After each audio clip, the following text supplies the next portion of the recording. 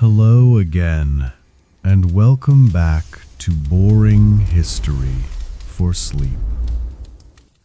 Tonight, we leave the familiar muddy fields and crowded taverns of medieval Europe behind.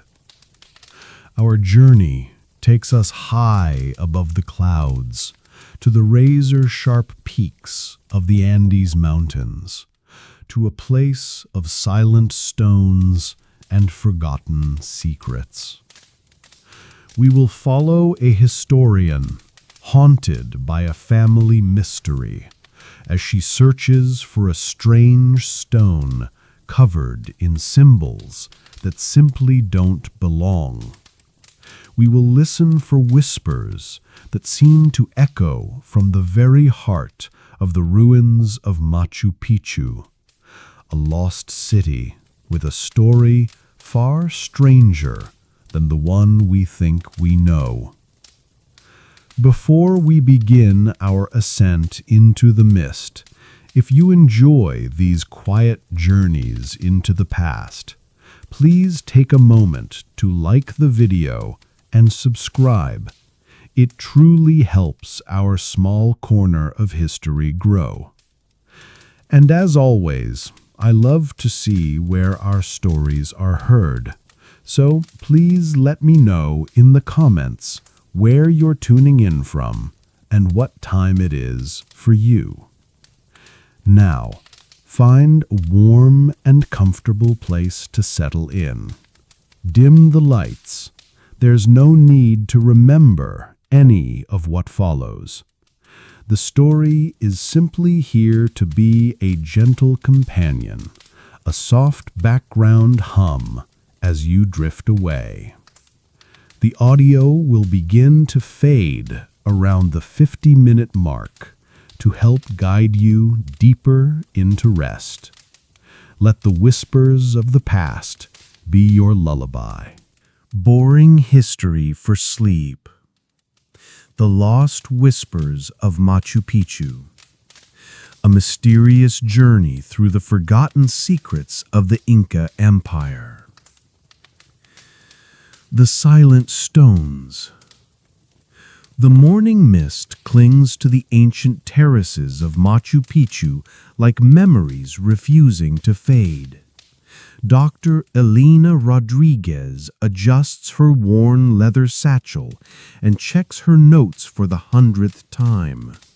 The year is 1987, and she has come to Peru not as a tourist, but as a historian obsessed with a single question that has haunted her for 15 years. The question began with a photograph her grandfather showed her when she was 12. It was taken in 1923, just 2 years after Hiram Bingham's famous rediscovery of the lost city. In the corner of that faded black and white image, barely visible among the ruins, was a stone that didn't belong. It was perfectly smooth, almost metallic in appearance, and covered with symbols that were definitely not Inca.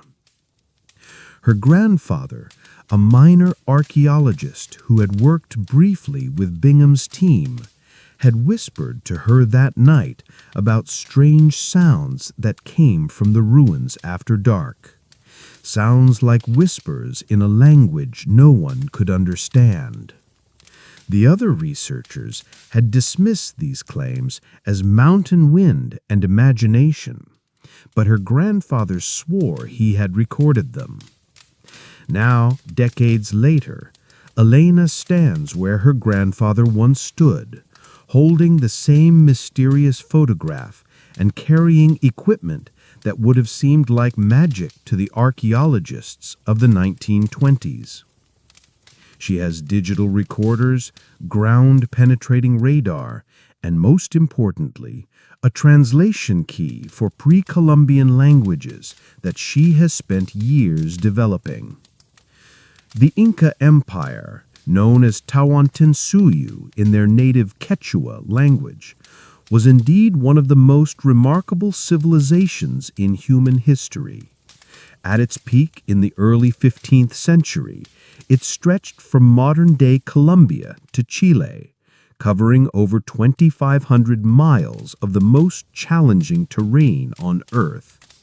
The empire was connected by an intricate road system of over 25,000 miles, complete with bridges, rest stations, and a sophisticated communication network using knotted strings called quipu. What most people don't realize is how recently the Inca Empire had formed when the Spanish arrived. The empire was only about 90 years old when Francisco Pizarro landed in 1532. Before that, the Inca were just one of many tribes in the Cuzco Valley. Their rapid expansion was unprecedented in human history, achieved through a combination of military conquest, political alliances, and what can only be described as organizational genius. But there were always stories, passed down through generations of indigenous peoples, about something that came before, something that the Inca themselves discovered high in the mountains that gave them the knowledge and power to build their empire so quickly. Elena's research has led her to believe that Machu Picchu was not just a royal estate, as most historians claim, but something far more significant. The city's location, perched impossibly on a mountain ridge 8,000 feet above sea level, was chosen for reasons that had nothing to do with defense or agriculture. The precision of its construction, with stones fitted so perfectly that not even a knife blade can slide between them, suggests engineering knowledge that seems almost impossibly advanced for its time. As she walks through the ruins in the early morning light, Elena notices details that casual visitors miss. The way certain stones are positioned to catch the first rays of sunlight at specific times of the year. The acoustic properties of certain chambers that amplify whispers while dampening louder sounds. The subtle alignment of doorways and windows that create sightlines to specific stars and constellations. The official history tells us that Machu Picchu was built around 1450 CE by the Emperor Pachacuti as a royal retreat. The city was abandoned roughly 100 years later, around the time of the Spanish conquest, though the Spanish never found it. For centuries, it remained hidden beneath jungle growth, known only to local Quechua families who quietly tended small gardens among the ruins. But Elena has found references in colonial Spanish documents to something called the Whispering City that doesn't match any known Inca settlement. These documents, buried in archives in Lima and Seville, describe indigenous reports of a place where the ancestors spoke to the living, where knowledge from before the Great Flood was preserved in stone.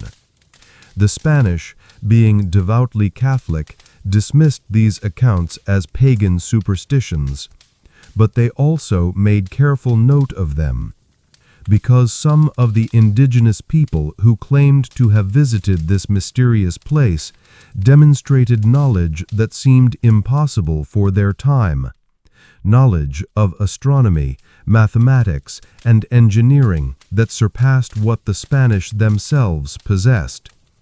Elena has spent years tracking down these colonial references, cross-referencing them with oral histories collected by anthropologists in the 20th century. The pattern that emerges is intriguing. Multiple sources, separated by centuries and with no apparent contact with each other, describe the same phenomenon, a place in the high mountains where stone itself seemed to hold memory, where the past spoke to those who knew how to listen. As the morning progresses and tour groups begin to arrive, Elena retreats to a less visited section of the ruins. Here, among terraces that most guidebooks barely mention, she finds what she's looking for. It's a small chamber, partially collapsed, that appears on no official map of the site. The stone her grandfather photographed should be somewhere nearby. She spends an hour carefully moving aside centuries of accumulated debris and vegetation. Finally, her fingers touch something smooth and cold. She brushes away the dirt to reveal a section of stone unlike anything else at Machu Picchu. It's not the rough-hewn granite typical of Inca construction, but something that seems almost polished, with a surface that reflects light in unusual ways. Carved into this strange stone are symbols that Elena recognizes from her years of research but has never seen in person. They're not Inca, not Chavin, not from any known pre-Columbian culture. They seem older, more primitive in some ways, yet also more sophisticated. The geometric precision of their spacing and proportion suggests a level of geometric understanding that rivals anything from ancient Greece or Egypt. Elena sets up her recording equipment and begins to document everything. As she works, she becomes aware of something that makes her pause. The ruins around her have fallen completely silent. Even the ever-present wind that whistles through the mountain peaks has stilled. In that profound quiet, she hears something that raises goosebumps on her arms.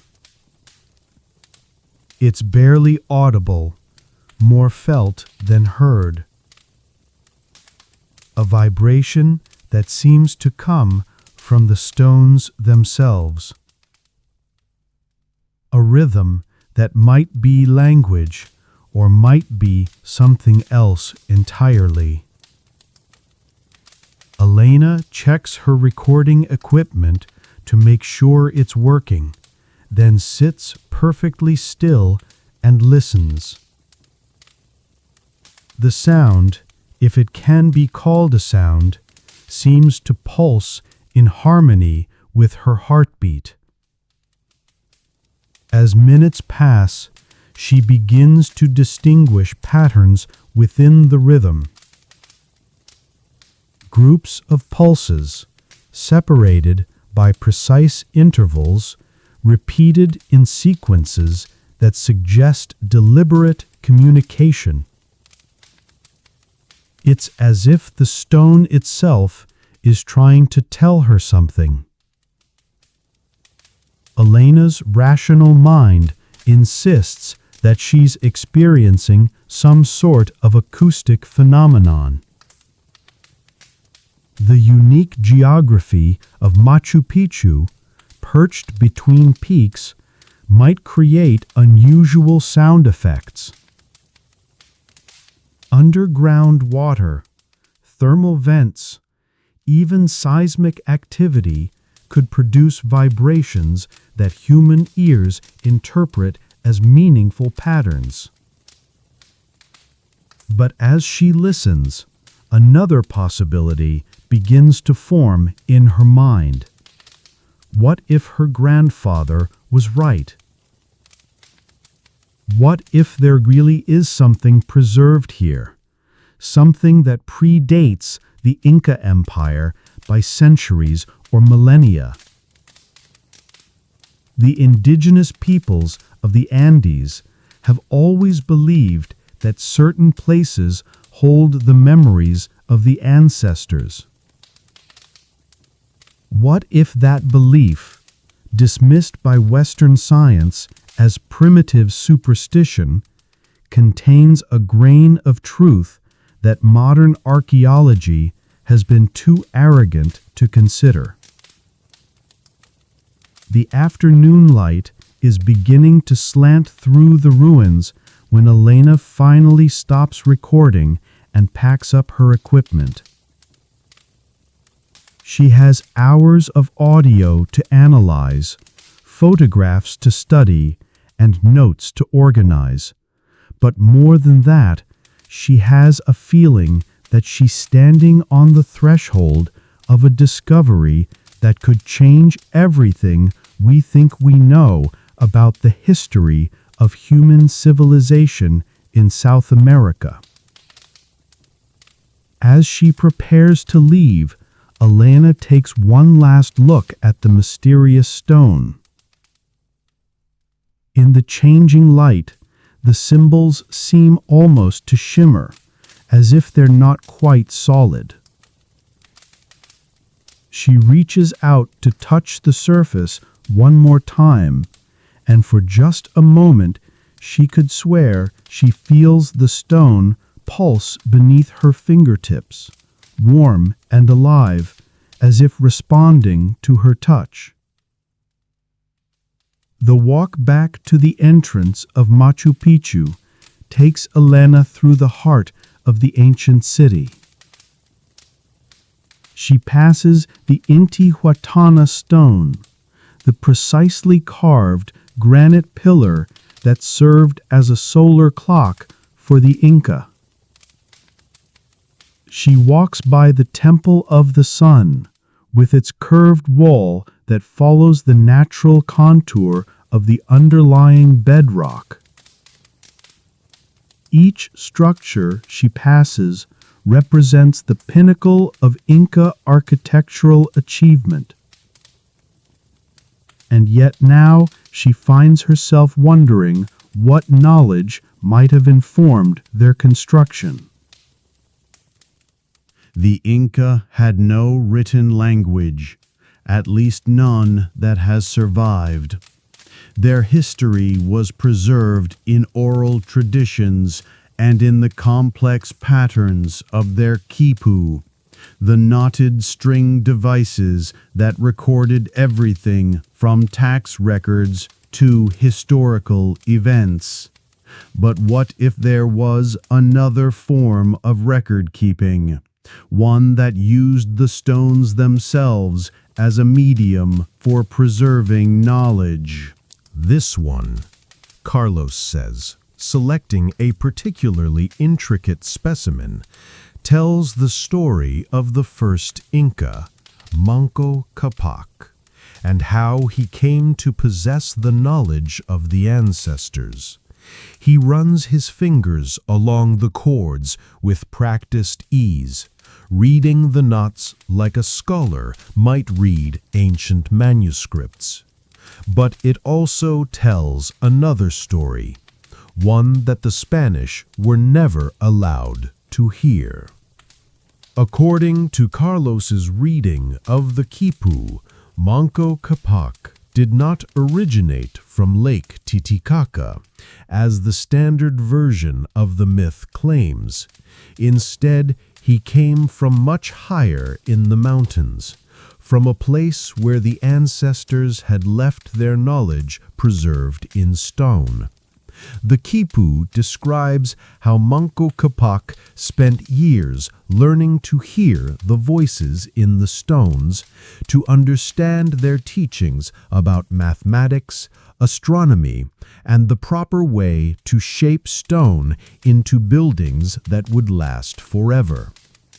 The stones remember everything, Carlos explains.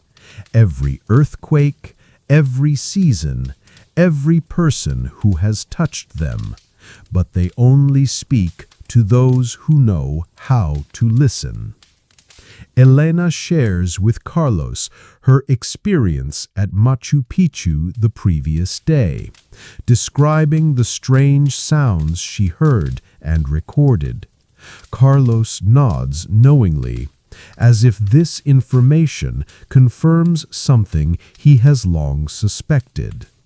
My grandmother told me that Machu Picchu was built on a much older site, The Inca found ruins there, ruins from the time before the Great Flood. They built their city around these older structures, trying to learn from them. The concept of a great flood is common to many indigenous traditions throughout the Americas. The Inca version, preserved in oral histories and apparently in certain quipu, describes a time when the world was covered by water and only a few people survived on the highest mountain peaks. When the waters receded, these survivors found that the landscape had changed dramatically, revealing new valleys and covering old ones. But according to Carlos's interpretation of the secret quipu, the flood was not the end of the pre-flood civilization, but rather its transformation. The survivors had learned to preserve their knowledge in ways that could survive any catastrophe. They carved their most important teachings into stone, using techniques that ensured the information would remain accessible even after centuries of neglect. The stone you found at Machu Picchu, Carlos says, though Elena is sure she never described the stone to him, is what we call a memory stone. There are others, scattered throughout the mountains, but most have been lost or destroyed. Each one contains part of the old knowledge. Elena asks Carlos how he knows about the stone she discovered. His answer is both frustrating and intriguing. "The quipu told me you would find it," he says simply. "This quipu was made by my great-great-grandmother, who was a keeper of the old knowledge. She foresaw that someone would come in our time to rediscover what was hidden." Elena's rational mind rebels against this explanation. The idea that 19th century indigenous people could have predicted her specific research and discovery seems absurd. Yet Carlos's knowledge of details he couldn't possibly know through normal means suggests that there might be more to the traditional knowledge systems of the Andes than Western academia has recognized. Carlos shows Elena another quipu, this one smaller and more delicate than the others. "This one contains instructions," he explains. Instructions for how to properly approach the memory stones, how to prepare oneself to receive their knowledge. The instructions, as Carlos interprets them, involve specific rituals of purification and preparation.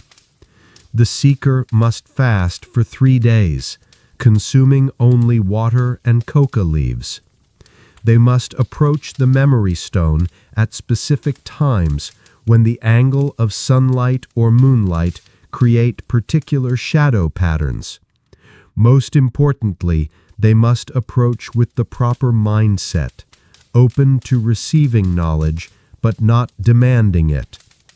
The stones don't give up their secrets to those who try to take them by force, Carlos warns.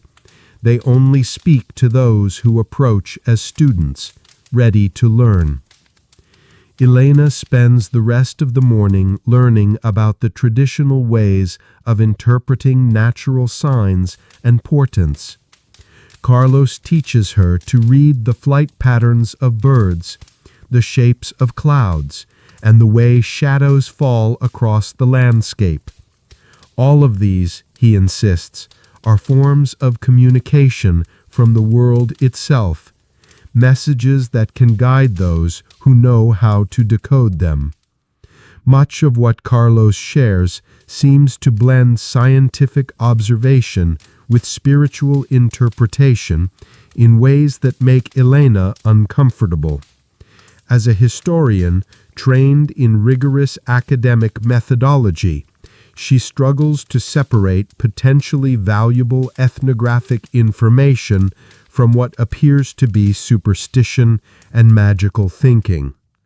Yet she can't ignore the fact that Carlos possesses detailed knowledge about her research that he seemingly couldn't have acquired through normal channels. His descriptions of the mysterious stone at Machu Picchu are accurate down to specific details that she hasn't shared with anyone. His predictions about what she will find in her analysis of the recordings she made prove to be remarkably precise. By afternoon, Carlos has taught Elena a basic technique for what he calls stone listening. The method involves placing both hands on the stone surface, closing one's eyes, and entering a meditative state while focusing on the vibrations that travel through the rock. According to Carlos, different types of stone produce different patterns of vibration, and memory stones have a unique signature that trained listeners can recognize. The old ones knew that stone is not dead matter, Carlos explains. Stone is crystallized time, compressed memory. Every mountain, every boulder, every pebble contains the history of the world within its structure. The memory stones are special because they were shaped by those who understood how to encode information into that natural storage system. Elena's scientific training rebels against this mystical interpretation of geology, yet she can't deny that crystalline structures do indeed store information in ways that human technology is only beginning to understand. Quartz crystals are used in computer memory systems precisely because of their ability to maintain stable electromagnetic patterns. Perhaps the ancient peoples of the Andes had developed some understanding of these properties that has been lost to modern knowledge.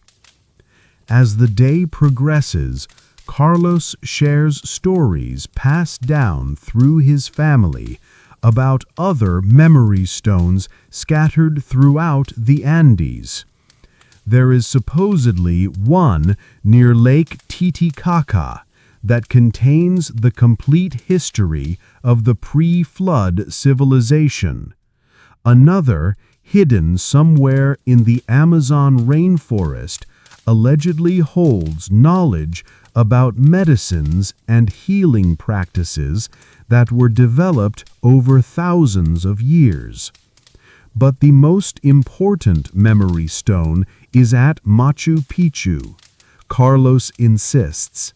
That one contains the key to understanding all the others.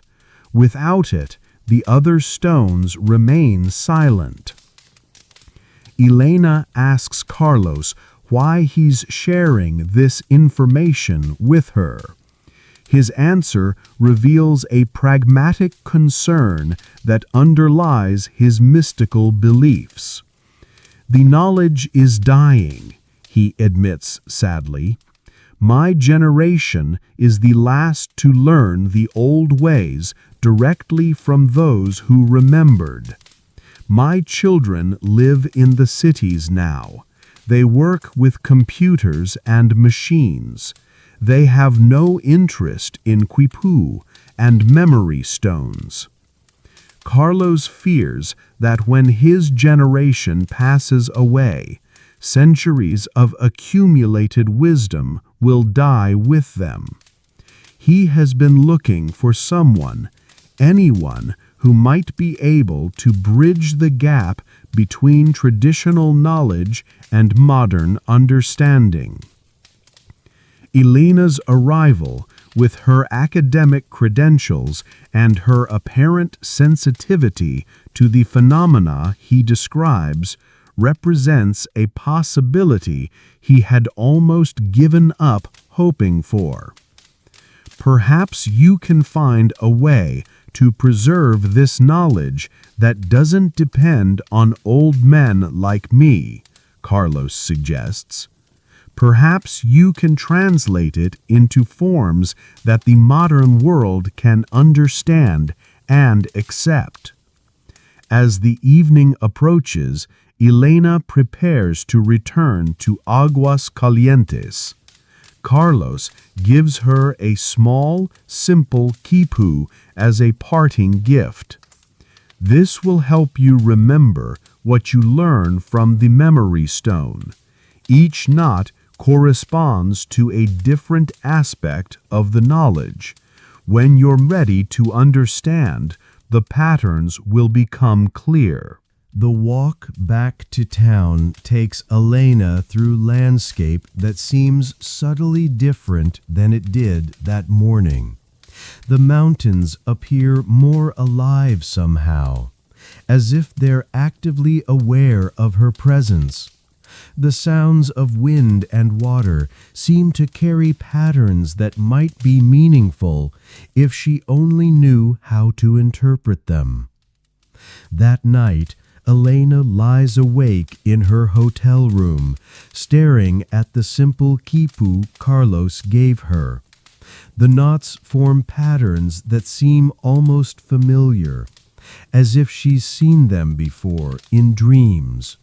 She finds herself running her fingers along the cords and gradually becomes aware of a subtle vibration similar to what she felt when touching the memory stone at Machu Picchu. As she drifts toward sleep, Elena wonders if she's experiencing genuine paranormal phenomena or simply the psychological effects of suggestion and expectation. The rational part of her mind insists that Carlos is a skilled storyteller who has learned to read people and tell them what they want to hear. Yet the consistency and detail of his knowledge suggest something more substantial than mere performance. In her dreams that night, Elena finds herself walking through corridors carved from living rock, following pathways that spiral deeper and deeper into the heart of the mountain. The walls around her pulse with a soft, rhythmic light, and she can hear voices speaking in a language that is both completely foreign and somehow perfectly comprehensible. When she wakes the next morning, Elena discovers that she has been unconsciously manipulating the quipu Carlos gave her. Her fingers have found positions on the cords that seem to unlock new patterns of meaning. And for the first time since beginning her research, she has a clear sense of what she needs to do next. The engineer's discovery. Elena's third day at Machu Picchu brings her face to face with Roberto Silva, a civil engineer from Lima who has been conducting structural assessments of the ruins for the Peruvian Ministry of Culture. Roberto is a practical man, more concerned with preventing earthquake damage than uncovering ancient mysteries. But his technical analysis of the site has revealed anomalies that conventional archaeology cannot explain. The precision of the stonework at Machu Picchu exceeds anything we can achieve with modern tools, Roberto explains as he leads Elena through a section of the ruins normally closed to tourists. I've measured tolerances of less than half a millimeter between stones weighing several tons each. The thermal expansion alone should create gaps, but somehow these structures have maintained their integrity for over 500 years. Roberto's specialized equipment has detected something even more puzzling. Using ground-penetrating radar and seismic sensors, he has mapped a network of chambers and passages that extend far deeper into Machu Picchu, the mountain peak that towers over the ruins, than any known construction should reach. Some of these underground spaces appeared to be natural caverns, but others show clear signs of artificial modification. The Inca were master engineers, but they weren't miners in the European sense. They shaped surface rock with incredible skill, but they rarely created extensive underground excavations. Yet my scans show chambers that go down over 200 meters into solid granite. Elena shares with Roberto her own findings from the past 2 days, including her encounter with the mysterious stone and her conversation with Carlos Mamani. Roberto listens with the skepticism of a trained engineer, but his expression grows more thoughtful as Elena describes the specific technical details of what she has observed. I've noticed unusual acoustic properties in certain areas of the ruins, Roberto admits. Sound behaves differently here than it should, given the geometry of the structures. I assumed it was due to the unique mountain environment, but now I'm wondering if there might be more deliberate acoustic engineering involved. Roberto leads Elena to a chamber known as the Temple of the Condor, where the natural rock formation has been modified to create the impression of a great bird with outstretched wings. To most visitors, it appears to be a decorative element, possibly used for ceremonial purposes. But Roberto's measurements have revealed that the chamber has been precisely shaped to create specific acoustic effects. "Stand here," Roberto instructs, positioning Elena at a particular spot within the temple. "Now speak normally." Elena says a few words in Spanish and is startled to hear her voice reflected back to her with unusual clarity and resonance. The echo seems to come not just from the walls around her, but from deep within the mountain itself. The chamber acts as an acoustic amplifier, but it's not just making sounds louder. It's selectively enhancing certain frequencies while dampening others. The effect is similar to what you might find in a modern recording studio, but created using only shaped stone. Roberto has discovered similar acoustic modifications throughout Machu Picchu. Certain doorways create subtle sound effects when people pass through them. Some walls reflect whispers while absorbing normal conversation. The overall acoustic environment of the ruins seems to have been designed with the same precision as the visible architecture. What puzzles me most is that these acoustic modifications appear to extend into the underground chambers I've detected. The entire mountain seems to have been treated as a single complex acoustic instrument. Elena asks Roberto if he has ever heard unexplained sounds coming from the ruins, particularly at night or during periods of low tourist activity. Roberto hesitates before answering, clearly uncomfortable with admitting to experiences that don't fit his engineering worldview. "I've been here for 3 years. I've spent countless nights in these ruins, taking measurements and monitoring structural stability. And yes, I've heard things that I can't explain scientifically." Roberto describes sounds that seem to come from deep underground, rhythmic patterns that might be falling water, shifting rock, or something else entirely. He has recorded these sounds and subjected them to digital analysis, finding patterns that suggest organized information rather than random natural phenomena. "The frequency patterns are too regular to be coincidental," Roberto explains. "They repeat in cycles that correspond to astronomical events, lunar phases, and seasonal changes. It's as if the mountain itself is operating as some kind of calendar or clock."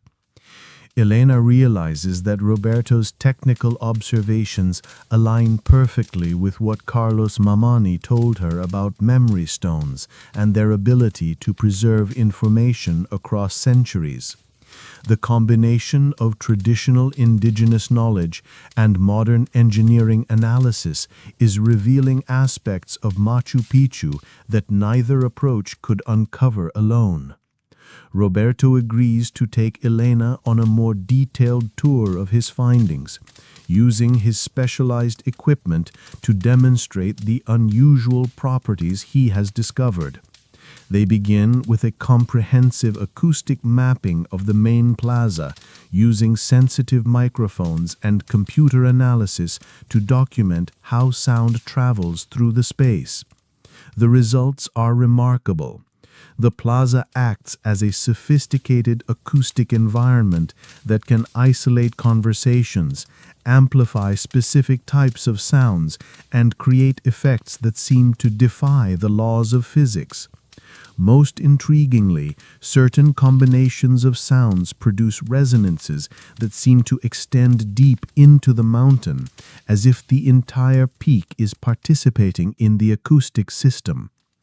"I've tested similar acoustic phenomena at other Inca sites," Roberto explains.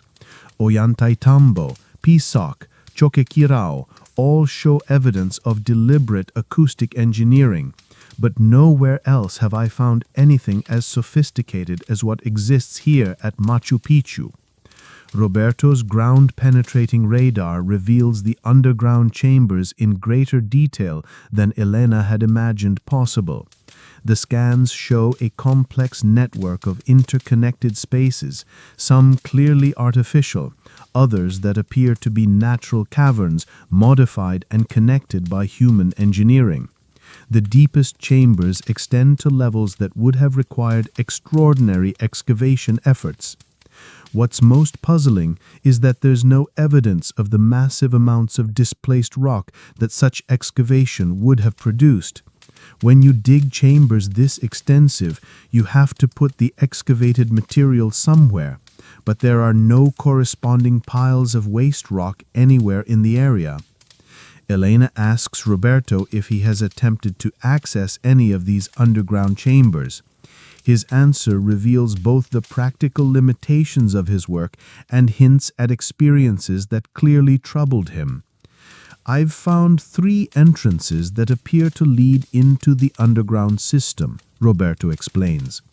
2 have been sealed, probably by earthquakes or deliberate human action centuries ago. The 3rd is accessible, but..." He pauses, looking uncomfortable. "But what?" Elena prompts.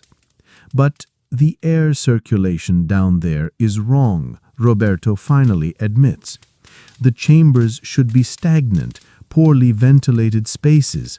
Instead, there's a constant flow of fresh air that seems to come from sources I can't locate. And the temperature remains constant year-round, despite the fact that surface temperatures here vary dramatically with season and weather. Roberto has descended into the accessible underground chambers several times, mapping their extent and documenting their construction. What he has found challenges everything he thought he knew about Inca engineering capabilities. The underground chambers are not crude excavations, but precisely carved spaces with walls as smooth and perfectly fitted as anything visible on the surface. Some chambers contain what appear to be sophisticated drainage systems that still function after centuries of abandonment. Others show evidence of having once contained complex installations whose purpose Roberto cannot determine. I've found chambers that appear to have been workshops, Roberto explains, but workshops for creating what, I have no idea. The tool marks on the walls suggest metalworking, but there's no evidence of forges or smelting operations. Other chambers contain stone installations that look almost like scientific instruments, but designed for purposes I can't begin to guess. Most puzzling of all, Roberto has found chambers that appear to have been designed specifically for acoustic purposes. These spaces amplify and focus sound in ways that create effects ranging from the subtle to the dramatic. One chamber can make a whisper audible throughout a space the size of a cathedral. Another creates harmonic resonances that seem to induce altered states of consciousness in people who spend extended time there. I've brought colleagues down to verify my observations, Roberto says. Every engineer who has examined these chambers agrees that they represent a level of acoustic sophistication that we're only beginning to understand with modern computer modeling and digital analysis. Elena asks Roberto if he has ever experienced the kind of sounds she heard and recorded in the upper ruins. His answer confirms that the phenomena extend throughout the entire underground system. The sounds are stronger and clearer in the underground chambers, Roberto admits. Sometimes they're so distinct that I've found myself looking around for hidden speakers or other modern sound sources. The patterns are complex enough to sound like language, though not like any language I've ever heard. Roberto has made digital recordings of these underground sounds and subjected them to the same kind of analysis used by linguists to study unknown languages. The results suggest organized communication with consistent patterns that might represent grammar, vocabulary, and syntax. I'm an engineer, not a linguist, Roberto emphasizes, but the computer analysis suggests that these sound patterns have the statistical properties of actual language. Whether that language is being produced by some unknown natural phenomenon or by some other source, I can't determine.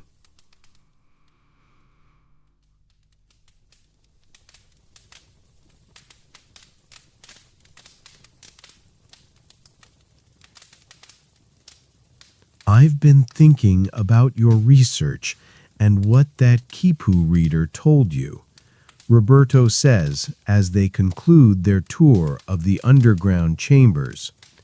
If there really is information encoded in these stone structures, then understanding the acoustic properties might be the key to accessing it.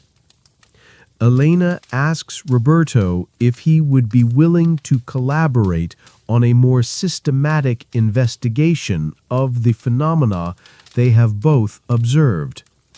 Roberto agrees immediately, recognizing that the combination of his technical capabilities and Elena's historical knowledge might unlock secrets that neither could discover alone.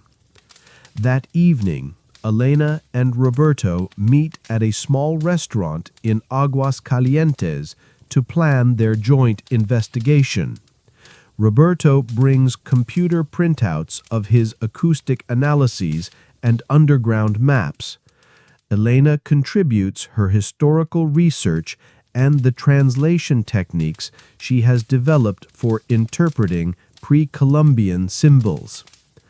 As they work together, patterns begin to emerge that neither had noticed individually. Roberto's acoustic measurements correspond to astronomical alignments Elena has identified in colonial Spanish documents. The locations of underground chambers match sites described in oral histories as places where the ancestors spoke to the living. "I think we're looking at an integrated system," Elena concludes, "not just individual artifacts or isolated phenomena, but a comprehensive information storage and retrieval system that uses the entire mountain as its medium." Roberto nods, his engineering mind grasping the implications immediately. If that's true, then Machu Picchu isn't just a city built on a mountain. It's a city built as part of the mountain, designed to work in harmony with natural acoustic and geological properties. As they continue their planning session, Elena and Roberto realize that they are potentially on the verge of a discovery that could revolutionize understanding of pre-Columbian civilization in South America. But they also recognize that such a discovery would be controversial, challenging fundamental assumptions about the technological capabilities of indigenous peoples. "We need to be very careful about how we proceed," Roberto warns. "Extraordinary claims require extraordinary evidence. If we're wrong about this, it could damage both our careers and the credibility of legitimate research into Inca history." Elena agrees, but she also feels the urgency of their mission. Carlos Mamani and his generation are aging, taking irreplaceable traditional knowledge with them. The underground chambers Roberto has mapped are vulnerable to earthquake damage and tourist development pressure. The window of opportunity for understanding these mysteries may be closing rapidly. As they part company for the evening, Elena and Roberto agree to begin their intensive investigation the following day. They will combine Roberto's technical equipment with Elena's historical analysis and the traditional knowledge Carlos has shared. If their hypothesis is correct, they are about to unlock secrets that have been waiting centuries for someone to finally understand their message. That night, Elena dreams of vast underground halls filled with the accumulated knowledge of a lost civilization. In her dreams, the stone walls pulse with information, and voices speak in languages that predate all known human communication. When she wakes, she carries with her a growing certainty that the truth they are seeking is both more wonderful and more challenging than anything she had originally imagined. The astronomer's vision. Elena's fourth day at Machu Picchu begins at 4:30 a.m. when she meets Dr. Maria Santos, an archaeoastronomer from the Universidad Nacional Mayor de San Marcos in Lima. Maria has spent her career studying the astronomical alignments of pre-Columbian sites throughout Peru, and her research at Machu Picchu has revealed celestial connections that go far beyond the famous Intihuatana sunstone. The Inca were sophisticated astronomers, Maria explains as they climb toward the ruins in pre-dawn darkness. But what I've discovered here suggests knowledge of celestial mechanics that seems impossibly advanced for their time period. Maria carries with her a collection of instruments that would have seemed magical to the original builders of Machu Picchu. Digital star charts, precise astronomical calculators, and cameras capable of capturing the faintest celestial objects. Yet she has come to believe that the ancient architects of this mountain city possessed observational capabilities that rival anything modern astronomy can achieve. The purpose of their early morning ascent is to witness a phenomenon that occurs only a few times each year: the alignment of specific architectural features with celestial events that were significant to pre-Columbian cultures.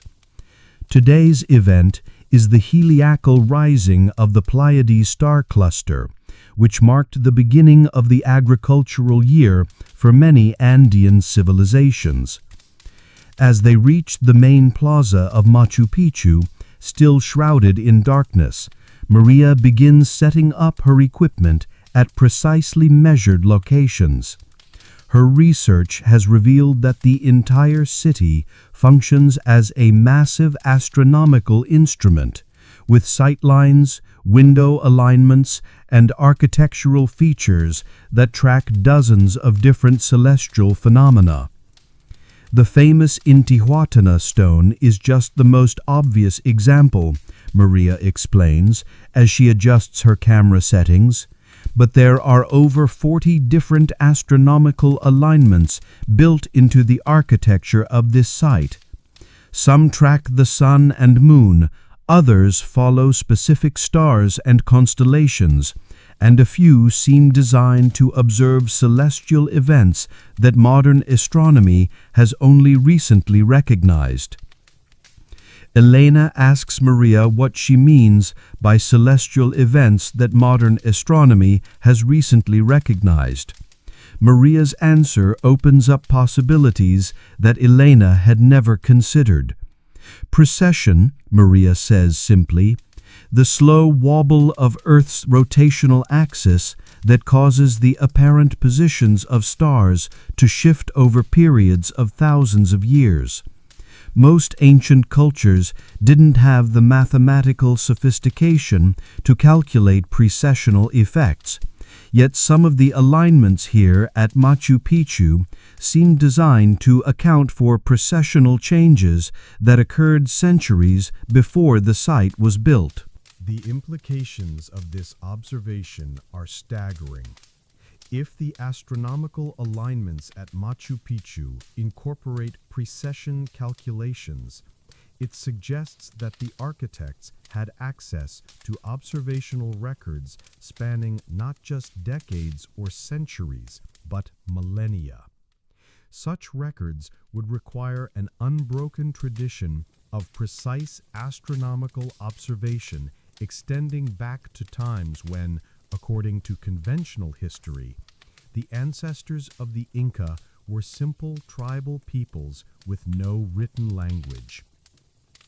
As the first hints of dawn begin to illuminate the eastern peaks, Maria directs Elena's attention to a specific architectural feature, a carefully shaped window in the Temple of the Sun that frames a particular section of the sky.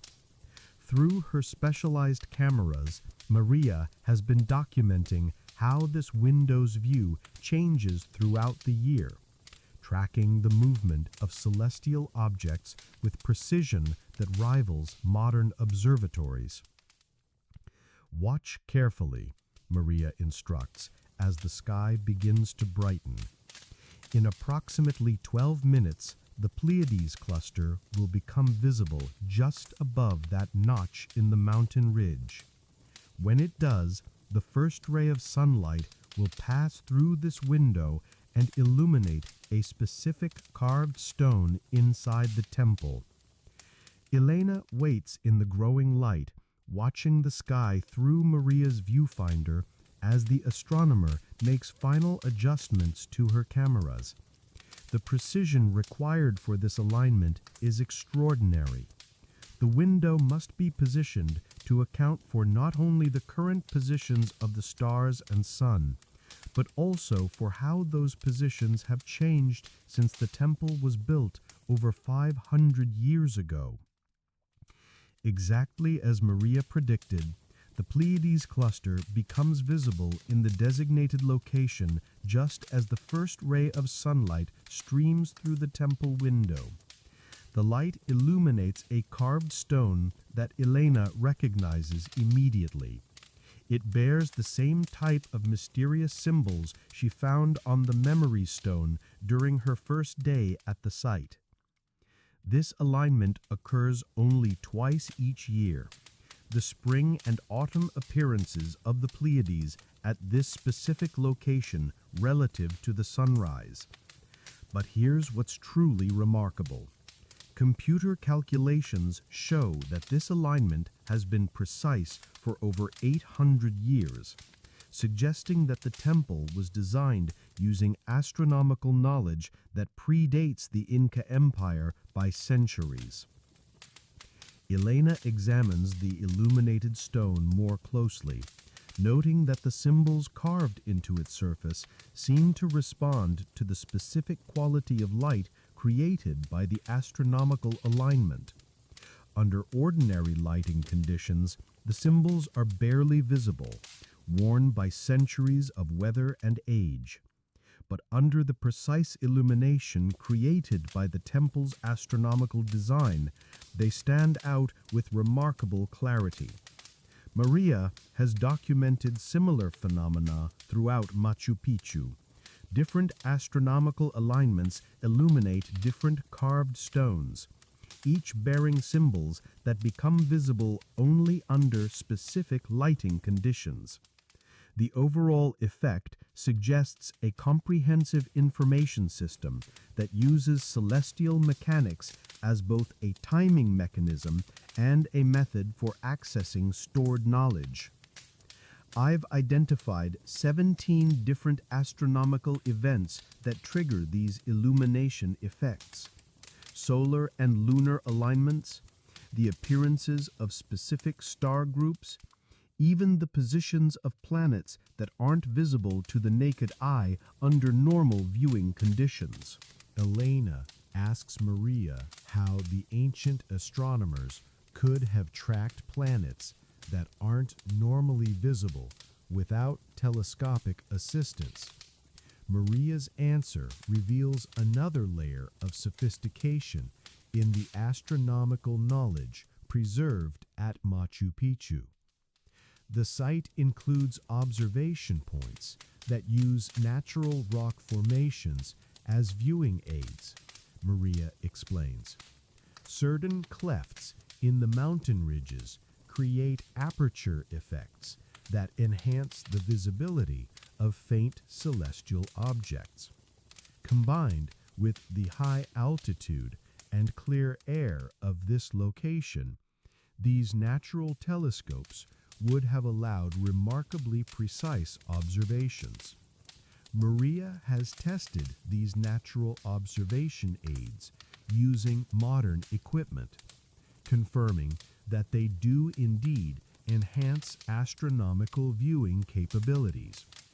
Some allow observers to track the positions of planets that would normally be too faint to see. Others create filtering effects that make it possible to observe certain stars even during daylight hours. The most sophisticated observation point is located in the underground chambers that Roberto Silva has been mapping. Maria continues. There's a shaft that extends deep into the mountain, perfectly vertical and aligned with true north. At the bottom of this shaft is a pool of water that creates a natural mirror for observing stars that pass directly overhead. Elena realizes that Maria's astronomical research connects directly with both Roberto's engineering discoveries and Carlos Mamani's traditional knowledge. The underground chambers Roberto mapped include sophisticated observation facilities. The memory stones Carlos described are activated by astronomical alignments that Maria has measured and documented. As the morning progresses and tourist groups begin to arrive, Maria and Elena retreat to less visited areas of the ruins to continue their investigation. Maria shows Elena a series of carved markers that most visitors assume are decorative elements, but which actually function as a complex astronomical calculator. These markers track multiple celestial cycles simultaneously: solar years, lunar months, the synodic periods of visible planets, and longer cycles that take decades to complete. The entire system functions as a mechanical computer for predicting astronomical events thousands of years into the future. Elena asks Maria if she has found similar astronomical computers at other Inca sites. Maria's answer reveals that Machu Picchu represents the pinnacle of a tradition that extends throughout the former Inca Empire, but with a level of sophistication that exceeds anything found elsewhere. Sites like Ollantaytambo and Choquequirao have impressive astronomical alignments, Maria explains. But they're primarily observational, designed to track specific celestial events for calendar and agricultural purposes. Machu Picchu goes far beyond observation into prediction and calculation. Maria's research has revealed that the astronomical system at Machu Picchu can predict eclipses, planetary alignments, and other rare celestial events with accuracy that matches modern computer calculations. More remarkably, the system incorporates corrections for atmospheric refraction, the irregular orbit of the Moon, and other factors that European astronomy didn't account for until the Renaissance. The level of mathematical sophistication required for these calculations is extraordinary. We're talking about trigonometry, spherical geometry, and numerical analysis techniques that weren't developed in Europe until the 16th and 17th centuries. Elena shares with Maria her theory that the astronomical alignments are part of a larger information storage system that includes the acoustic properties Roberto discovered and the traditional knowledge Carlos preserved. Maria's response indicates that she has been developing similar ideas independently. I've been wondering if the astronomical alignments serve as a kind of indexing system, Maria muses, a way of organizing and accessing information stored in other forms. If you knew which celestial event corresponded to which type of knowledge, you could use the astronomical calculator to determine when and where to look for specific information. Maria has documented correlations between astronomical events and the activation of various phenomena throughout Machu Picchu. Certain acoustic effects are stronger during specific celestial alignments. The mysterious sounds Elena recorded seem to occur most frequently during particular astronomical conditions. Even the underground chambers Roberto explored show variations in temperature and air circulation that correspond to celestial cycles. It's as if the entire site is designed to respond to celestial stimuli, like a vast instrument that uses celestial mechanics as its power source and timing mechanism.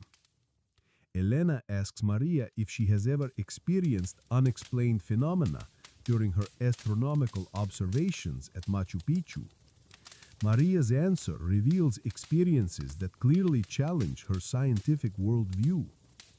During certain astronomical alignments, particularly rare ones that occur only every few years, I've observed effects that I can't explain scientifically, Maria admits reluctantly. Visual phenomena that don't correspond to any known atmospheric or optical effects, sounds that seem to come from the stones themselves, even sensory experiences that feel like direct communication with some form of intelligence. Maria describes nights when she has been alone in the ruins, documenting astronomical alignments, and felt as though she was not merely observing celestial events, but participating in some form of communication with an intelligence that uses astronomical phenomena as its medium of expression. I've recorded electromagnetic effects during these events, Maria continues. Fluctuations in magnetic field strength, variations in radio frequency emissions, and other phenomena that suggest the site is somehow actively responding to astronomical stimuli. Elena realizes that Maria's scientific documentation provides crucial validation for the more subjective experiences she has had with the memory stones. The combination of Maria's precise measurements, Roberto's engineering analysis, and Carlos's traditional knowledge is revealing a picture of Machu Picchu that challenges fundamental assumptions about the technological capabilities of pre-Columbian civilizations. As afternoon approaches, Maria proposes that they spend the night at the ruins to observe a minor astronomical alignment that occurs after midnight. Such nighttime observations require special permits, but Maria's research credentials have granted her the necessary access. Tonight's alignment isn't one of the major events, but it corresponds to one of the underground chambers that Roberto has mapped. If our theory is correct, we should observe some form of response from the site during the alignment. Elena agrees immediately, recognizing this as an opportunity to test their hypothesis under controlled conditions. If the astronomical alignment triggers the kind of phenomena they have been studying, it could provide the evidence needed to support their revolutionary interpretation of Machu Picchu's true purpose. As they prepare for their nighttime vigil, Elena reflects on how her understanding of the site has evolved over the past few days.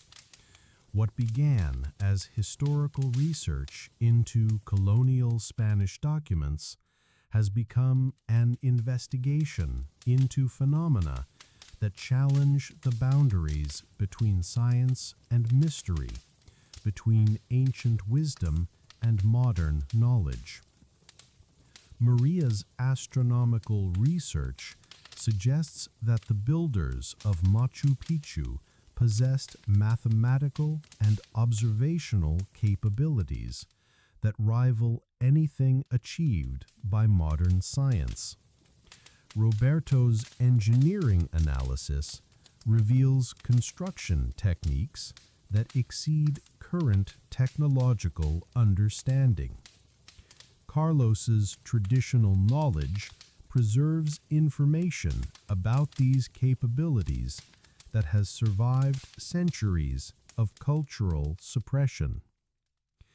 That evening, as Elena and Maria prepare their equipment for the night's observations, they are joined by Roberto, who brings additional recording devices and monitoring equipment.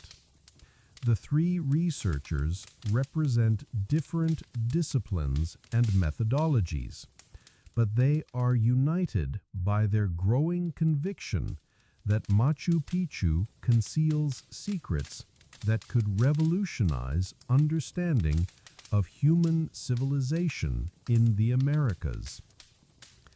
As darkness falls over the ancient city, Elena finds herself on the threshold of discoveries that could change everything she thought she knew about the past. The astronomical alignment they will observe tonight may provide the key to unlocking mysteries that have waited over 5 centuries for someone to finally understand their significance. In the growing darkness, the stones of Machu Picchu seem to pulse with anticipation, as if they too are waiting for the moment when their long-kept secrets will finally be revealed to those patient and perceptive enough to listen to their ancient voices. The Night of Revelations. The night of the astronomical alignment brings Elena, Maria, and Roberto together in the heart of Machu Picchu's ruins as darkness settles over the ancient city. They have positioned themselves near the entrance to the underground chambers Roberto discovered, with Maria's astronomical equipment trained on the specific celestial coordinates where tonight's alignment will occur. The event they are observing is relatively minor by astronomical standards. The conjunction of Mars with a specific star in the constellation of the Southern Cross, and alignment that occurs approximately every 18 months. But according to Maria's calculations, this particular alignment should trigger illumination effects in one of the deeper underground chambers, potentially activating whatever information storage system the ancient architects created. The alignment will reach its peak at 2:47 a.m., Maria reports, checking her digital chronometer against the star charts displayed on her laptop computer. At that moment, the sight line from the underground observation chamber should align perfectly with the Mars-star conjunction. Roberto has set up recording equipment at multiple locations throughout the underground chamber system, hoping to document any changes in acoustic properties, electromagnetic phenomena, or structural behavior that might occur during the alignment. His engineering training makes him skeptical of the mystical interpretations Elena and Maria are developing, but his precise measurements have convinced him that something genuinely anomalous occurs at this site. Elena carries with her the quipu Carlos Mamani gave her, along with detailed notes from her conversations with the traditional knowledge keeper. She has also brought the photographs of the mysterious stone that first drew her to Machu Picchu, hoping that tonight's events might finally reveal the connection between these different elements of the puzzle. As they wait for the alignment to reach its peak, the 3 researchers compare their different approaches to understanding the phenomena they have observed. Maria's astronomical calculations provide precise timing and positioning data. Roberto's engineering analysis offers technical documentation of measurable effects. Elena's historical research supplies cultural and linguistic context for interpreting whatever they might discover. What we're attempting tonight is unprecedented in modern archaeology, Elena observes as they make final preparations. We are trying to activate an ancient information system using a combination of traditional knowledge, scientific instrumentation, and pure speculation about technologies we don't fully understand. Roberto nods grimly, checking his recording equipment one final time.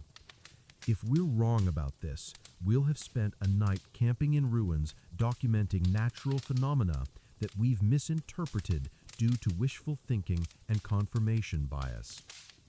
And if we're right, Maria adds quietly, we'll have evidence that pre-Columbian civilizations achieved technological sophistication that will force us to completely revise our understanding of human history in the Americas.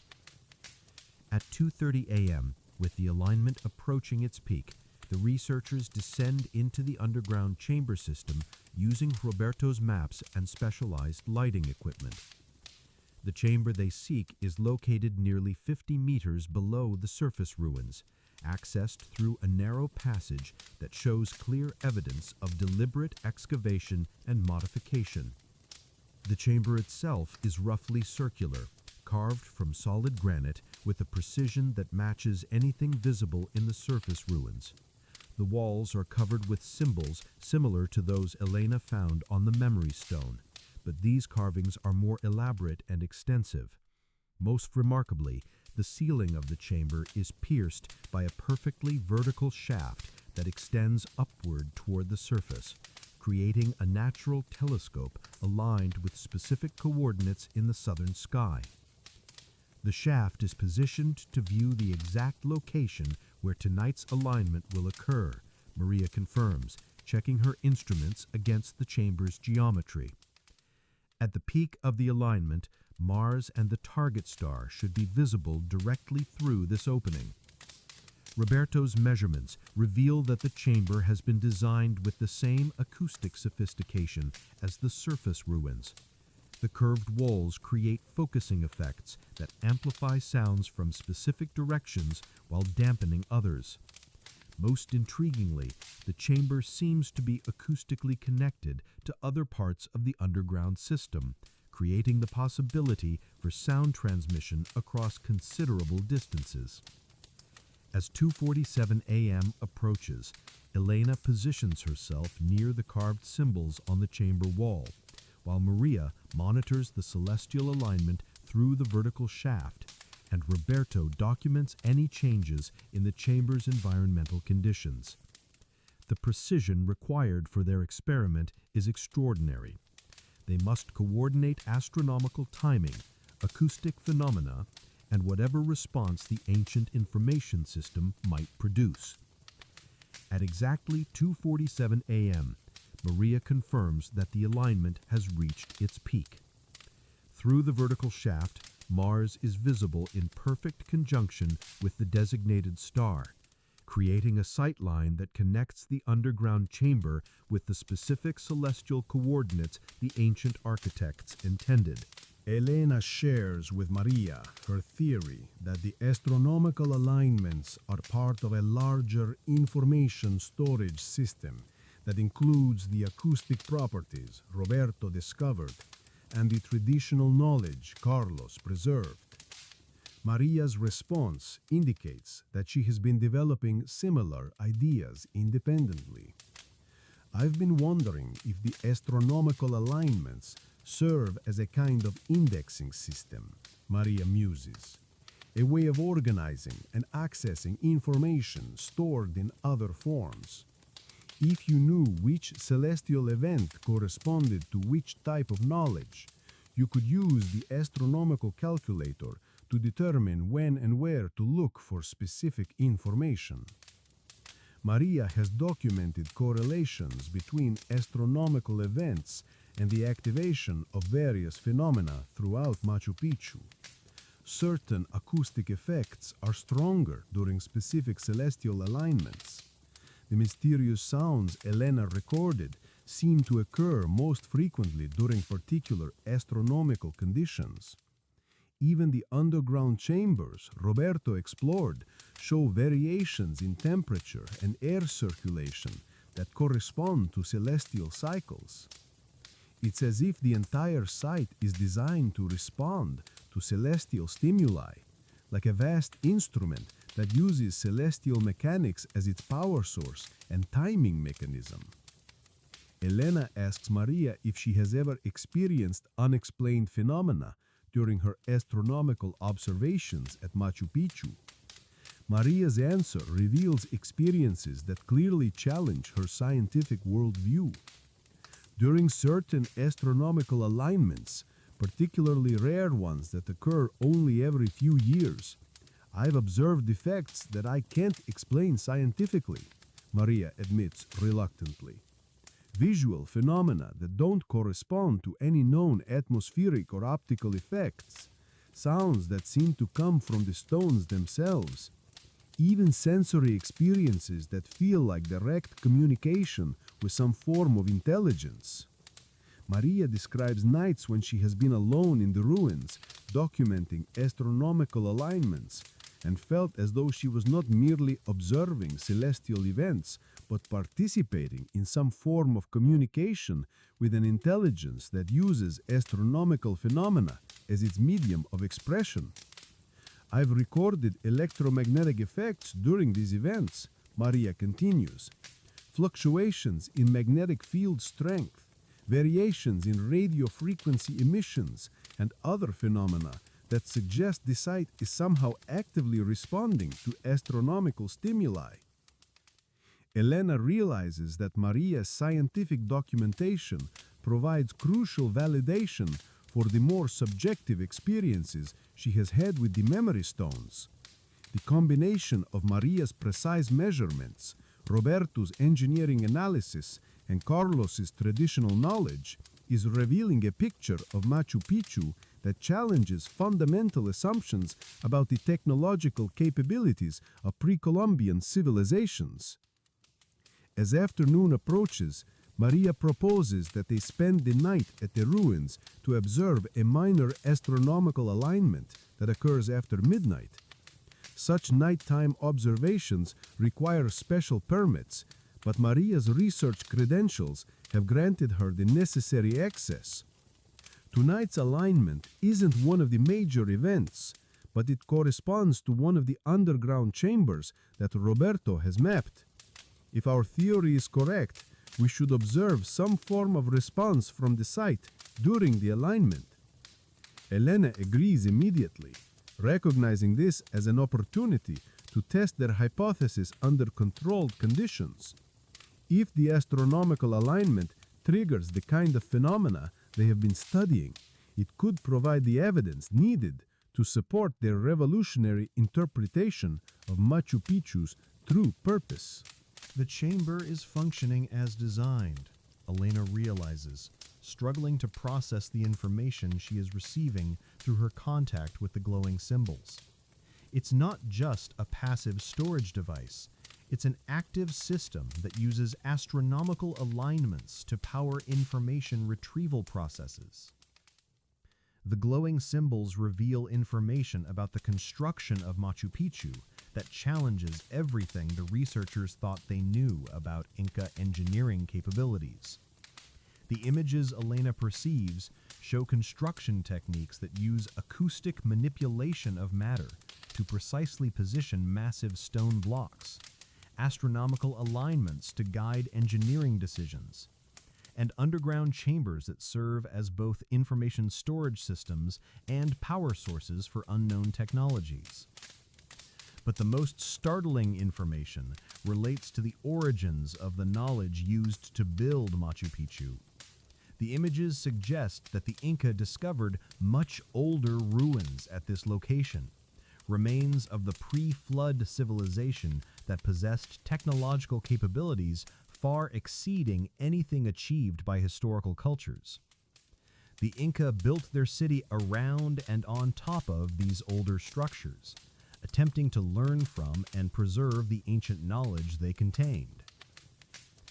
I'm receiving information about other sites, Elena reports, struggling to maintain her connection with the glowing symbols as the astronomical alignment begins to shift. Memory stones at locations throughout the Andes, all connected in some kind of network. Machu Picchu is the central node, but there are others at Lake Titicaca, in the Amazon rainforest, even in locations that are now underwater. Maria confirms that the astronomical alignment is moving past its peak, and the effects in the chamber are beginning to diminish. The electromagnetic fluctuations are decreasing, the acoustic patterns are returning to normal, and the phosphorescent glow of the symbols is fading back to invisibility. Roberto's instruments document the entire sequence of events, providing objective evidence that something genuinely extraordinary occurred during the alignment. The acoustic, electromagnetic, and structural changes he measured exceed anything that could be explained by ordinary natural phenomena. As the chamber returns to its normal state, Elena struggles to retain and organize the information she received during her contact with the memory stone. The experience was too complex and overwhelming to remember in its entirety, but certain key elements remain clear in her consciousness. The ancient civilization that preceded the Inca had knowledge of technologies we've barely begun to develop. Acoustic manipulation of matter, electromagnetic energy storage systems, information encoding techniques that use the crystalline structure of stone itself as a medium.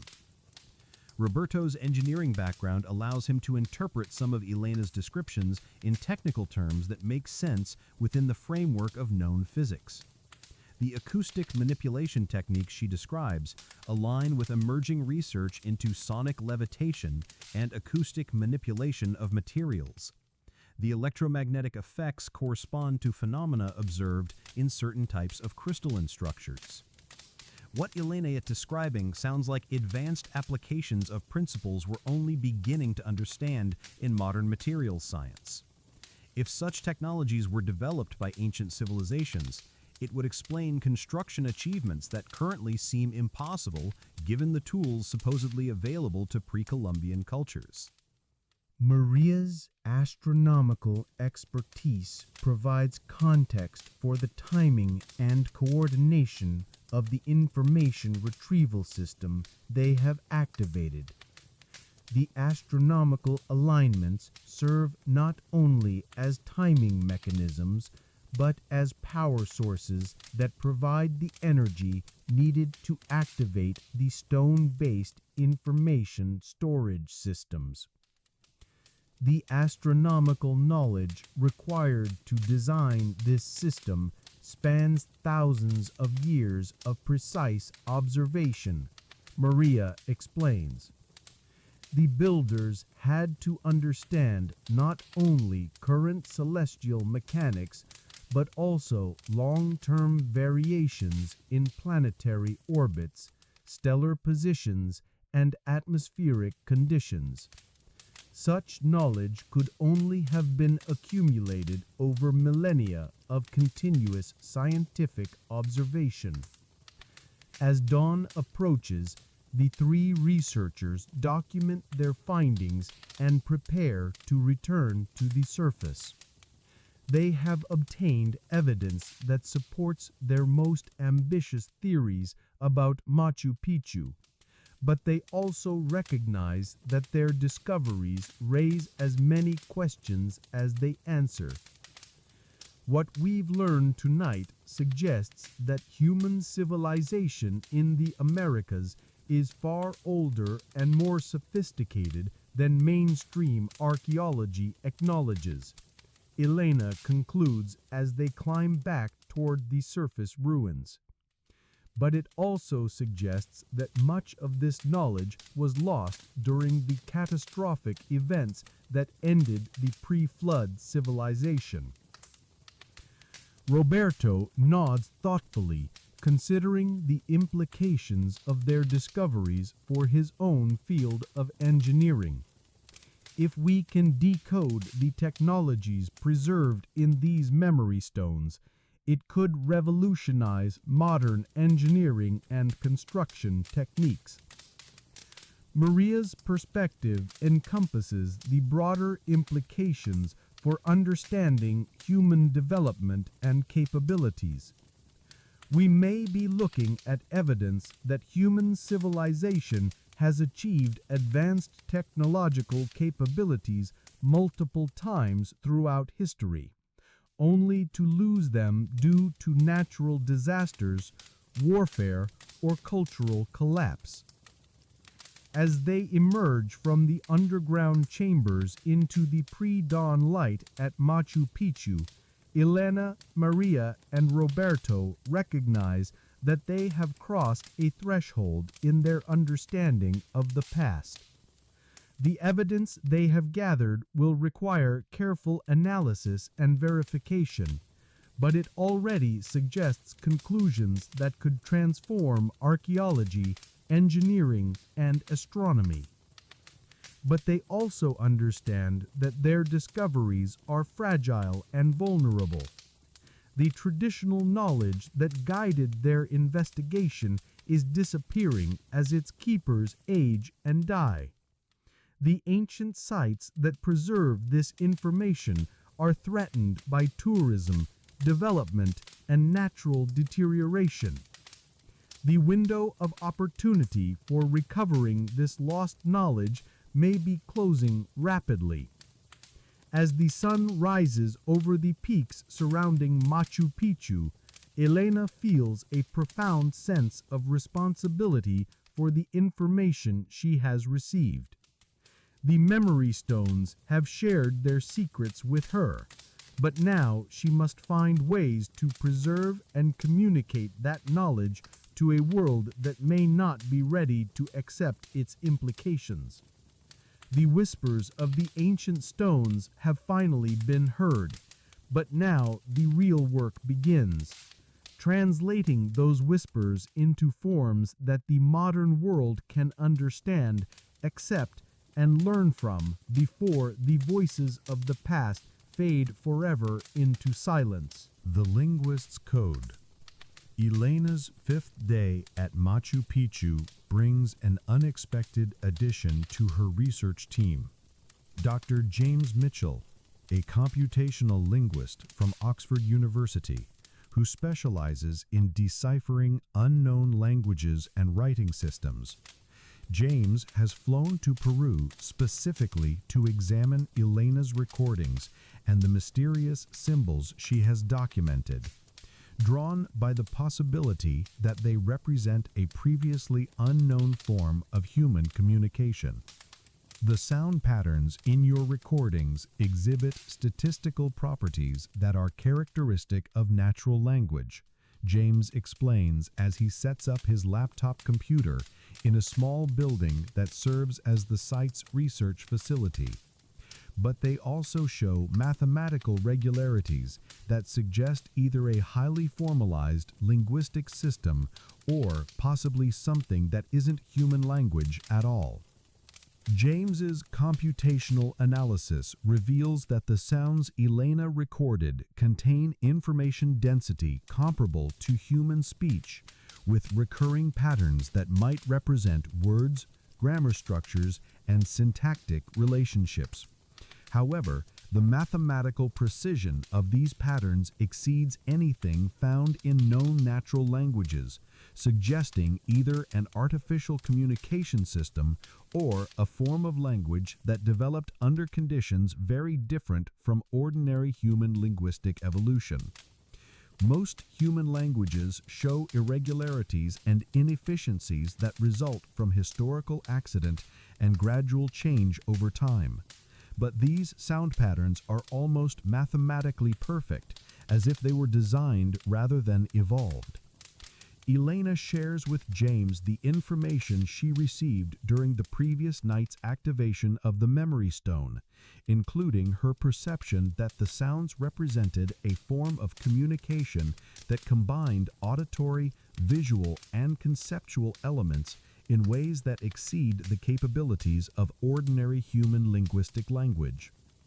James's response reveals both the potential significance and the inherent challenges of Elena's discoveries.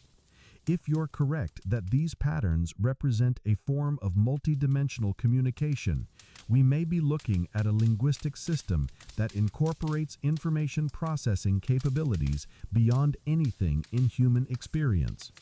But proving such claims will require evidence that goes beyond subjective interpretation. James has brought with him sophisticated software originally developed for analyzing communications from extraterrestrial intelligence projects. The programs use pattern recognition algorithms to identify potential linguistic structures in data that doesn't conform to known human language patterns. Applied to Elena's recordings, these programs reveal organizational principles that suggest deliberate communication, but according to rules that don't match any terrestrial linguistic system. The closest analogy I can offer is computer programming languages. These sound patterns have the precision and logical structure of artificial languages designed for maximum information efficiency, but they also contain elements that suggest emotional content, artistic expression, and conceptual complexity that exceeds anything in current computer science. Elena asks James to analyze the visual symbols she has documented from the memory stones, hoping that combining auditory and visual analysis might reveal additional layers of meaning. James's programs are designed to handle exactly this type of multimodal communication analysis, looking for correlations between different types of symbolic representation. The results are immediately striking. The visual symbols Elena photographed correspond directly to specific acoustic patterns in her recordings, suggesting a unified communication system that uses multiple sensory channels simultaneously. More remarkably, the mathematical relationships between the visual and auditory elements follow principles that seem designed to optimize information storage and retrieval. What you've documented appears to be a form of communication that treats information as a physical property that can be encoded into material substrates, James concludes after several hours of analysis. The acoustic patterns aren't just representations of information. They're actual information storage media that use sound waves as carriers for complex data structures. James's analysis reveals that the communication system preserved in the memory stones incorporates error correction algorithms, redundant encoding schemes, and self-referential structures that ensure information integrity over extended periods of time. These features are essential for any information storage system designed to preserve knowledge across centuries or millennia. The level of sophistication we're seeing here exceeds anything in current information science, James emphasizes. We're looking at communication technologies that solve problems we're only beginning to recognize in our own digital information systems. Elena realizes that James's linguistic analysis provides crucial validation for the technological interpretations Roberto and Maria have been developing. The memory stones don't just preserve information, they preserve it using techniques that represent advances beyond current human capabilities. James agrees to accompany Elena, Roberto, and Maria on a return visit to the underground chambers, bringing his recording equipment and analysis software to document the linguistic properties of the phenomena they observed during the astronomical alignment.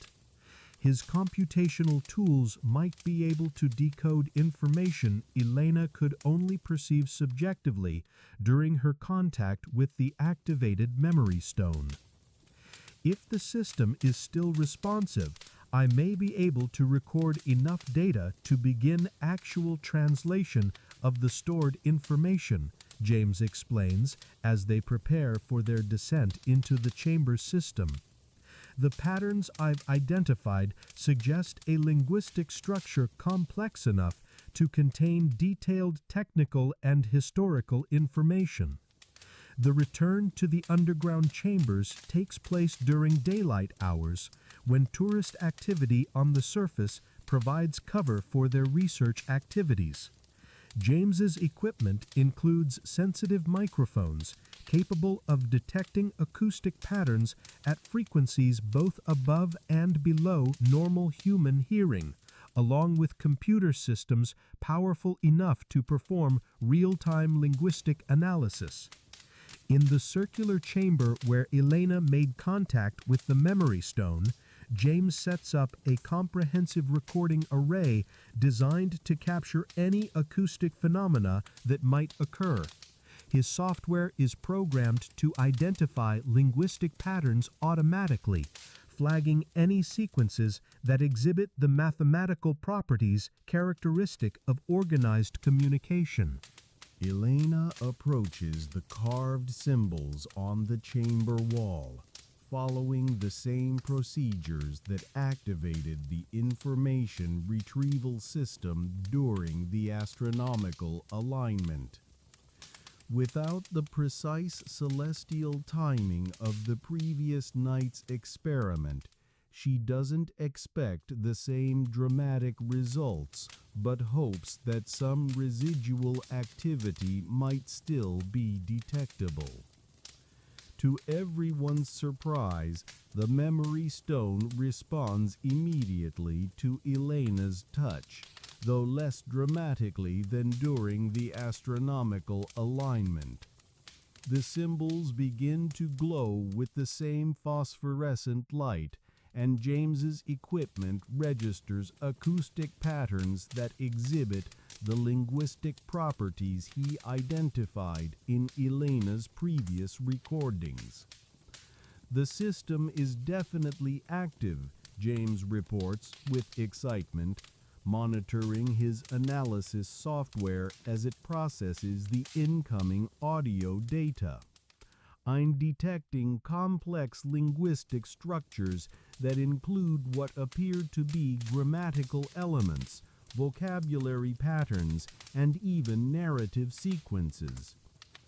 Elena maintains her contact with the glowing symbols, attempting to receive whatever information the memory stone is transmitting. The experience is similar to the previous night's activation, but more controlled and focused. Instead of the overwhelming flood of information she experienced during the astronomical alignment, she receives more specific and organized content. The information Elena perceives relates to the construction and purpose of the memory stone network throughout the Andes. She learns that the system was designed as a backup preservation method for a civilization that recognized its own vulnerability to natural disasters and cultural collapse. The network includes dozens of sites, each containing different categories of information: technical knowledge, historical records, philosophical teachings, and artistic expressions. I'm beginning to get actual translation results, James announces, studying the output from his linguistic analysis programs. The system is providing what appears to be a lexicon, definitions of terms and concepts that serve as a key for interpreting more complex information.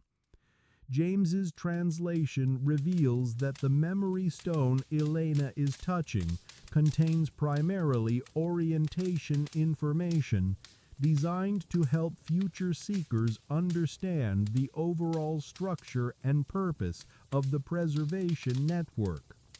Other stones in the system contain more detailed technical and historical information, but accessing them requires knowledge of the proper procedures and timing. According to this orientation information, the complete knowledge base includes detailed records of the pre-flood civilization's scientific achievements, mathematics, astronomy, engineering, medicine, and what appears to be information about technologies we don't currently possess. Elena asks the memory stone about the fate of the pre-flood civilization, hoping to understand what catastrophic events led to the loss of such advanced knowledge.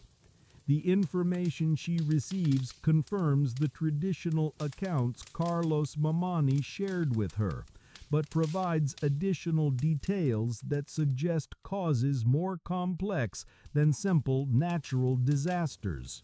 The civilization that created this preservation system faced multiple simultaneous crises, Elena reports, struggling to organize the complex information flowing through her contact with the stone. Climate change, geological instability, and what appears to have been some form of technological disaster that disrupted their energy systems. James's translation confirms Elena's subjective perceptions, revealing references to energy cascade failures and systemic technological collapse that suggest the pre-flood civilization's advanced capabilities also created vulnerabilities that ultimately contributed to its destruction. The preserved information includes warnings about the dangers of technological development that proceeds too rapidly without adequate understanding of long-term consequences, James explains. The builders of this preservation system wanted future civilizations to learn from their mistakes as well as their achievements. As the session continues, Elena realizes that the memory stone is also evaluating her and her companions, determining their readiness to receive and responsibly use the preserved knowledge.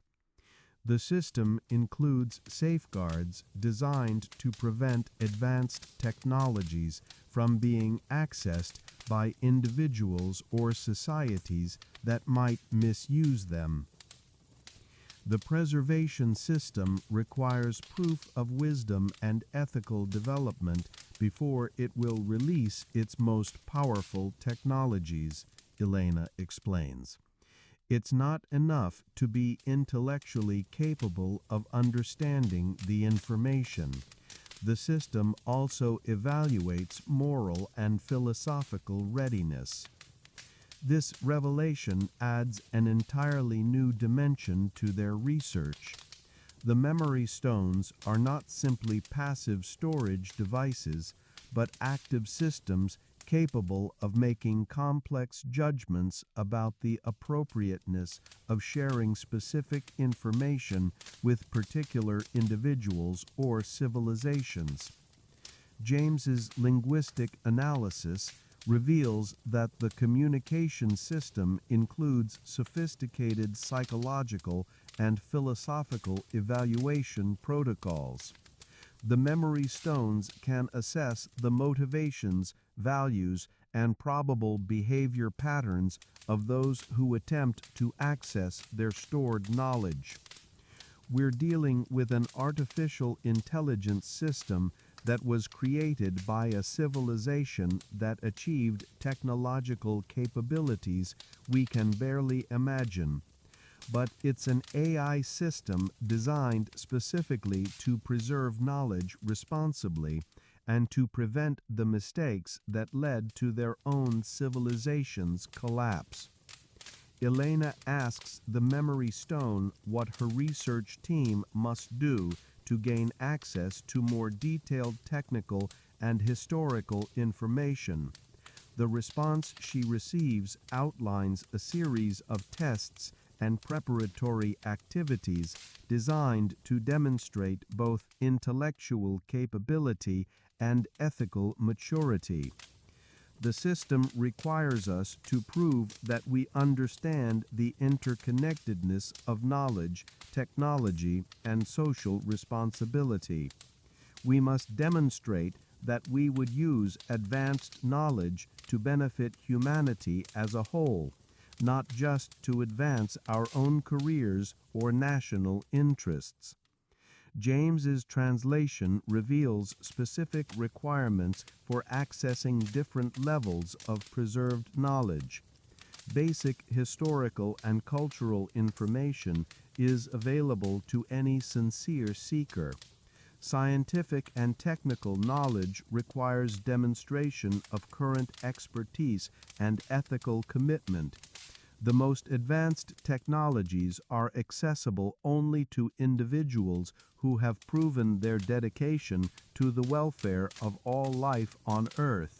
The preservation system is designed to support the gradual, responsible development of human civilization, James explains.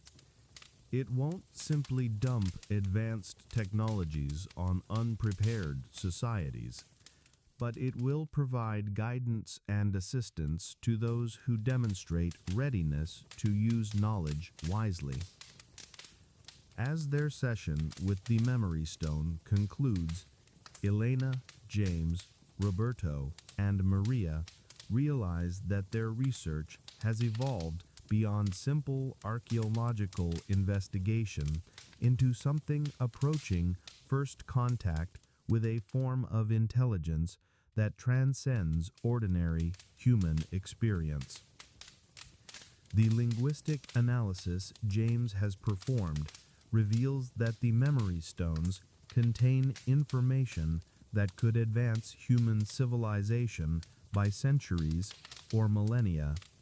But accessing that information requires not just intellectual sophistication, but also emotional, moral, and spiritual development that challenges the researchers to examine their own motivations and values. We're standing at the threshold of discoveries that could transform human civilization, Elena observes, as they prepare to leave the underground chambers. But we're also being asked to prove that we're worthy of such discoveries. James nods thoughtfully, considering the implications of their interaction with the Memory Stone system. We've made contact with a form of preserved intelligence that operates according to principles we're only beginning to understand. The question now is whether we can develop the wisdom and maturity to deserve access to the knowledge it offers. As they return to the surface, Elena carries with her a profound sense of the responsibility that has been placed upon her research team. The Memory Stones have shared their secrets, but they have also issued a challenge that extends far beyond academic investigation into questions of human development, ethical evolution, and planetary stewardship. The whispers of the ancient stones have become a conversation, but a conversation that demands growth and transformation from those who would hear its full message. Elena understands now that her research at Machu Picchu is not just about uncovering the past, but about preparing for a future that the ancient preservation system was designed to help humanity achieve. That evening, as the four researchers compare their different perspectives on the day's discoveries, they recognize that they have crossed a threshold that changes everything they thought they knew about human potential, ancient wisdom, and the relationship between technology and consciousness. The Memory Stones of Machu Picchu have begun to share their knowledge, but they have also begun to transform those who receive it. Elena falls asleep that night, knowing that her life, her research, and her understanding of human civilization will never be the same. The Healer's Knowledge. Elena's sixth day at Machu Picchu introduces her to Dr. Yuki Tanaka, an ethnobotanist from Tokyo University who has spent 15 years studying the medicinal plants of the Andes and their traditional uses among indigenous populations.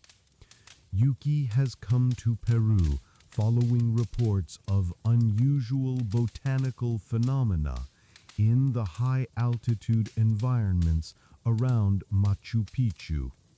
But her research has led her to discoveries that connect plant medicine traditions with the same ancient knowledge systems Elena's team has been investigating. The indigenous healers I work with describe plants that grow only in specific locations around ancient sites. Yuki explains as she leads Elena through terraced gardens that most tourists never visit.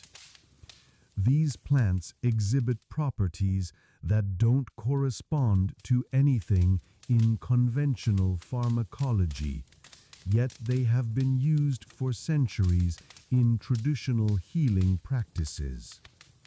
Yuki has documented over 30 species of plants that grow exclusively in the immediate vicinity of Machu Picchu, many of them unknown to Western botanical science. These plants thrive in microenvironments created by the unique geological and electromagnetic conditions of the ancient site, conditions that appear to be enhanced by the same underground chamber systems Roberto has been mapping. The root systems of these plants extend deep into the mountain, sometimes reaching the chambers your engineer colleague has discovered. Yuki continues. The healers believe that the plants absorb knowledge directly from the memory stones, incorporating that information into their own biochemical structures. Elena asks Yuki if she has found scientific evidence to support these traditional beliefs. Yuki's answer reveals discoveries that are as challenging to conventional science as anything Elena's team has uncovered. The biochemical analysis of these plants shows molecular structures that shouldn't exist in nature. Complex organic compounds that would require sophisticated laboratory synthesis to create artificially. Yet these plants produce them naturally, as if they have access to chemical knowledge that exceeds our current understanding of biochemistry. Yuki has been working with Carlos Mamani and other traditional healers to document the medicinal uses of these unusual plants. The healing practices they describe involve not just the chemical properties of the plants, but also their supposed ability to transfer knowledge and memories to those who consume them under proper ceremonial conditions. Yuki prepares these plants in ways that activate what they call their memory properties. The resulting medicines don't just treat physical ailments, they also enhance mental capabilities, improve memory retention, and sometimes provide access to knowledge that the patients never learned through ordinary experience. Elena realizes that Yuki's botanical research represents another aspect of the ancient preservation system her team has been studying. The memory stones don't just store information in crystalline structures. They also encode knowledge into the biological systems of plants that grow in their vicinity. Yuki agrees to demonstrate some of the traditional preparation techniques working with plants she has cultivated in a small greenhouse facility near the ruins. The process involves not just botanical expertise, but also careful attention to astronomical timing, acoustic conditions, and the electromagnetic. The traditional healers insist that these medicines only work properly when prepared during specific celestial alignments. They also require exposure to the acoustic patterns your team recorded in the underground chambers. Elena watches as Yuki follows procedures that combine sophisticated biochemical knowledge with mystical ritual elements that seem scientifically meaningless. Yet Yuki's analysis has shown that these seemingly irrational ritual requirements actually optimize the production of the plant's most active compounds. Western science dismisses much of traditional medicine as superstition, Yuki observes as she carefully measures plant materials according to proportions specified in ancient oral traditions. But my analysis shows that these traditional practices often incorporate scientific principles that we're only beginning to understand. The medicine Yuki prepares is intended not for healing physical ailments, but for enhancing cognitive capabilities and memory retention. According to traditional knowledge, it should allow Elena to better receive and retain the information transmitted by the memory stones during her contact sessions. The traditional healers describe this as preparation medicine. It's designed to optimize brain chemistry for receiving and processing forms of information that don't correspond to ordinary sensory experience.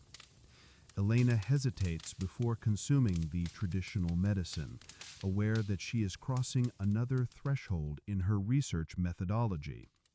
Using psychoactive substances, even ones with documented traditional uses, goes far beyond the bounds of conventional academic investigation. But Elena also recognizes that conventional academic methods have been inadequate for understanding the phenomena she has encountered at Machu Picchu. The memory stones respond to approaches that combine scientific rigor with openness to non-ordinary forms of perception and knowledge acquisition. Under Yuki's careful supervision, Elena consumes a small amount of the prepared plant medicine. The effects are subtle at first, consisting mainly of heightened awareness and enhanced sensitivity to environmental stimuli. Elena becomes more acutely aware of sounds, colors, and tactile sensations, as if her nervous system has been recalibrated for greater sensitivity. The traditional healers describe this as opening the inner ears, Yuki explains as she monitors Elena's responses to the medicine. It's supposed to enhance your ability to perceive the subtle communications that the memory stones transmit. As the medicine takes effect, Elena experiences a gradual expansion of her perceptual capabilities. She becomes aware of electromagnetic patterns around the ancient structures, acoustic vibrations that she hadn't noticed before, and visual details that had been too subtle for ordinary observation. Most remarkably, Elena begins to perceive the carved symbols on nearby stones as dynamic rather than static. The ancient markings seem to shimmer and shift, revealing layers of meaning that become visible only under the enhanced perception the plant medicine provides. I can see relationships between the symbols that weren't apparent before, Elena reports. It's as if the plant medicine is allowing me to perceive dimensions of the information that are normally invisible.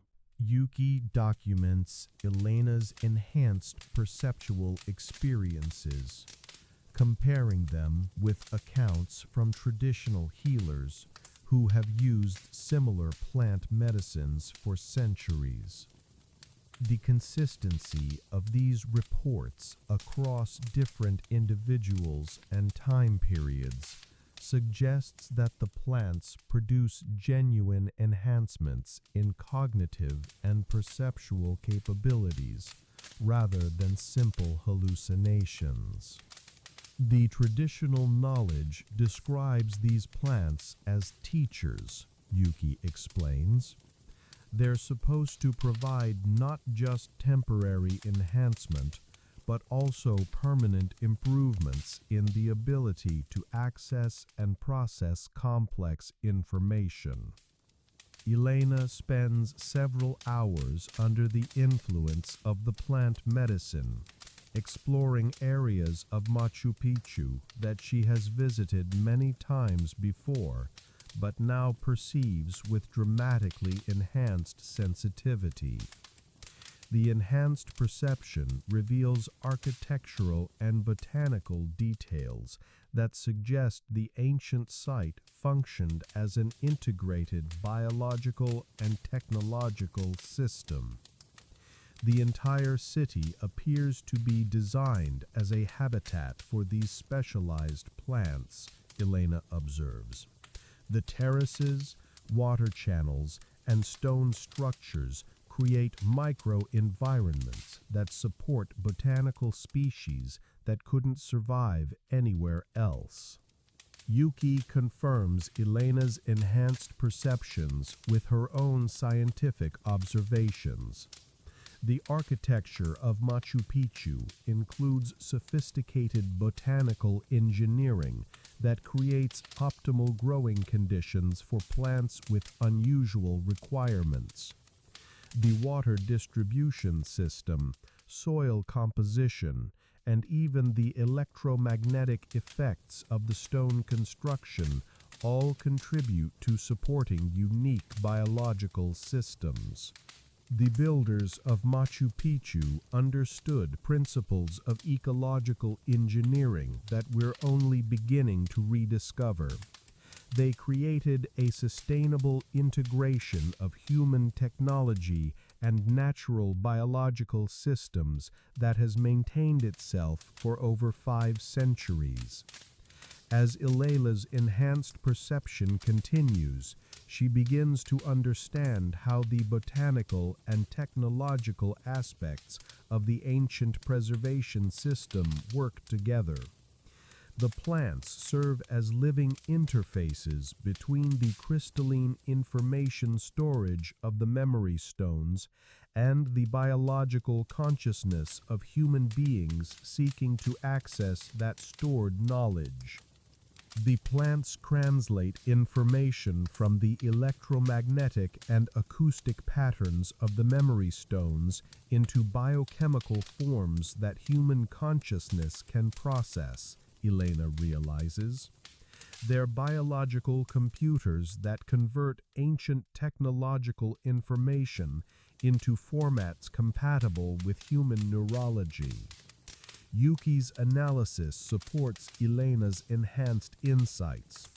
The unusual biochemical compounds produced by the plants around Machu Picchu include molecules that interact directly with human neurotransmitter systems, particularly those involved in memory formation, pattern recognition, and creative problem solving.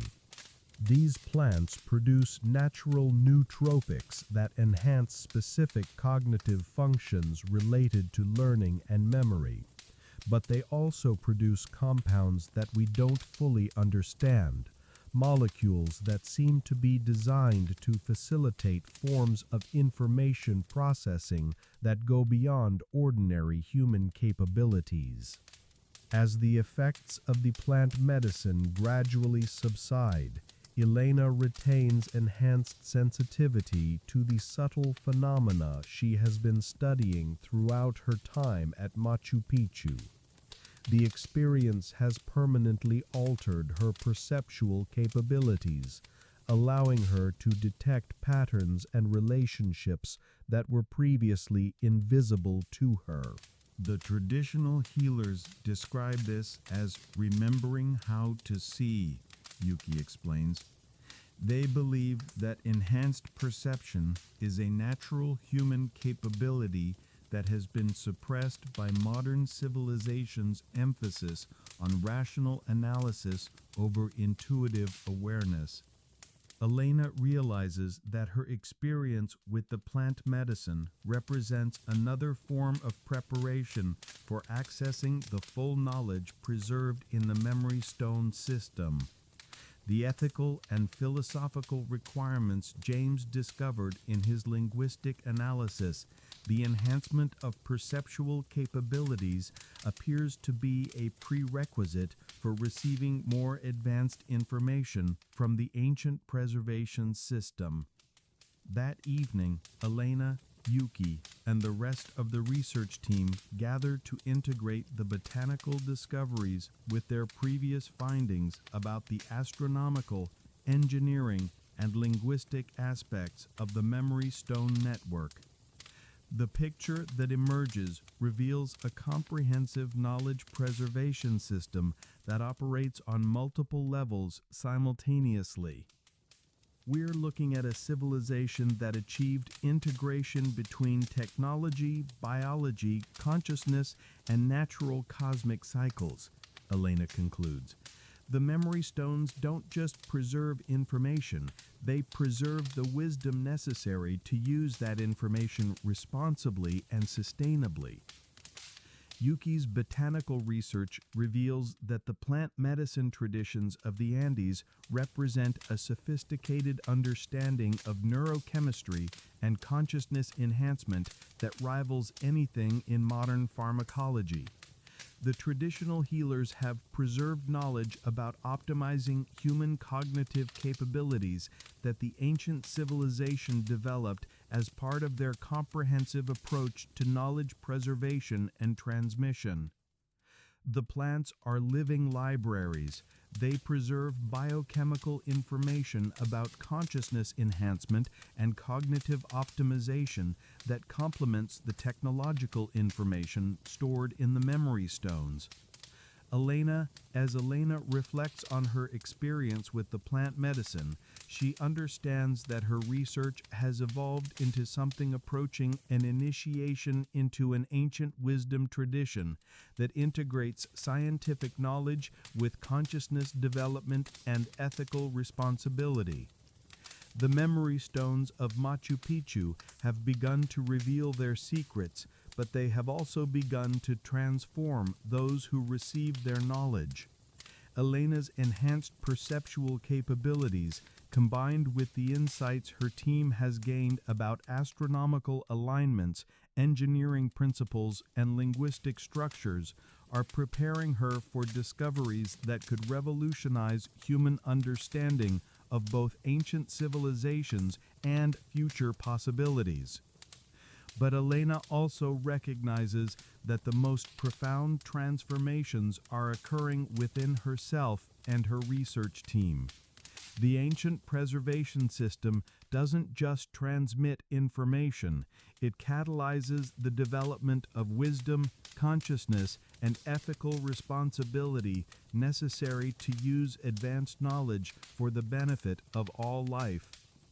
As she falls asleep that night, Elena dreams of vast botanical gardens that extend throughout the underground chamber systems, tended by beings who understood the integration of technology and biology in ways that exceed current human imagination.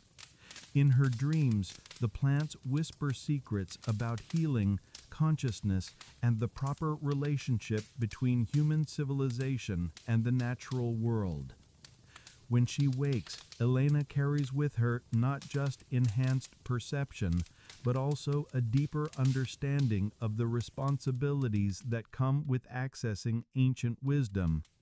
The memory stones have shared their botanical secrets, but they have also issued a challenge to develop the kind of integrated consciousness that the builders of the preservation system considered essential for worthy inheritors of their knowledge. The Guardian's Warning. Elena's seventh day at Machu Picchu brings a disturbing development that threatens to end her research prematurely.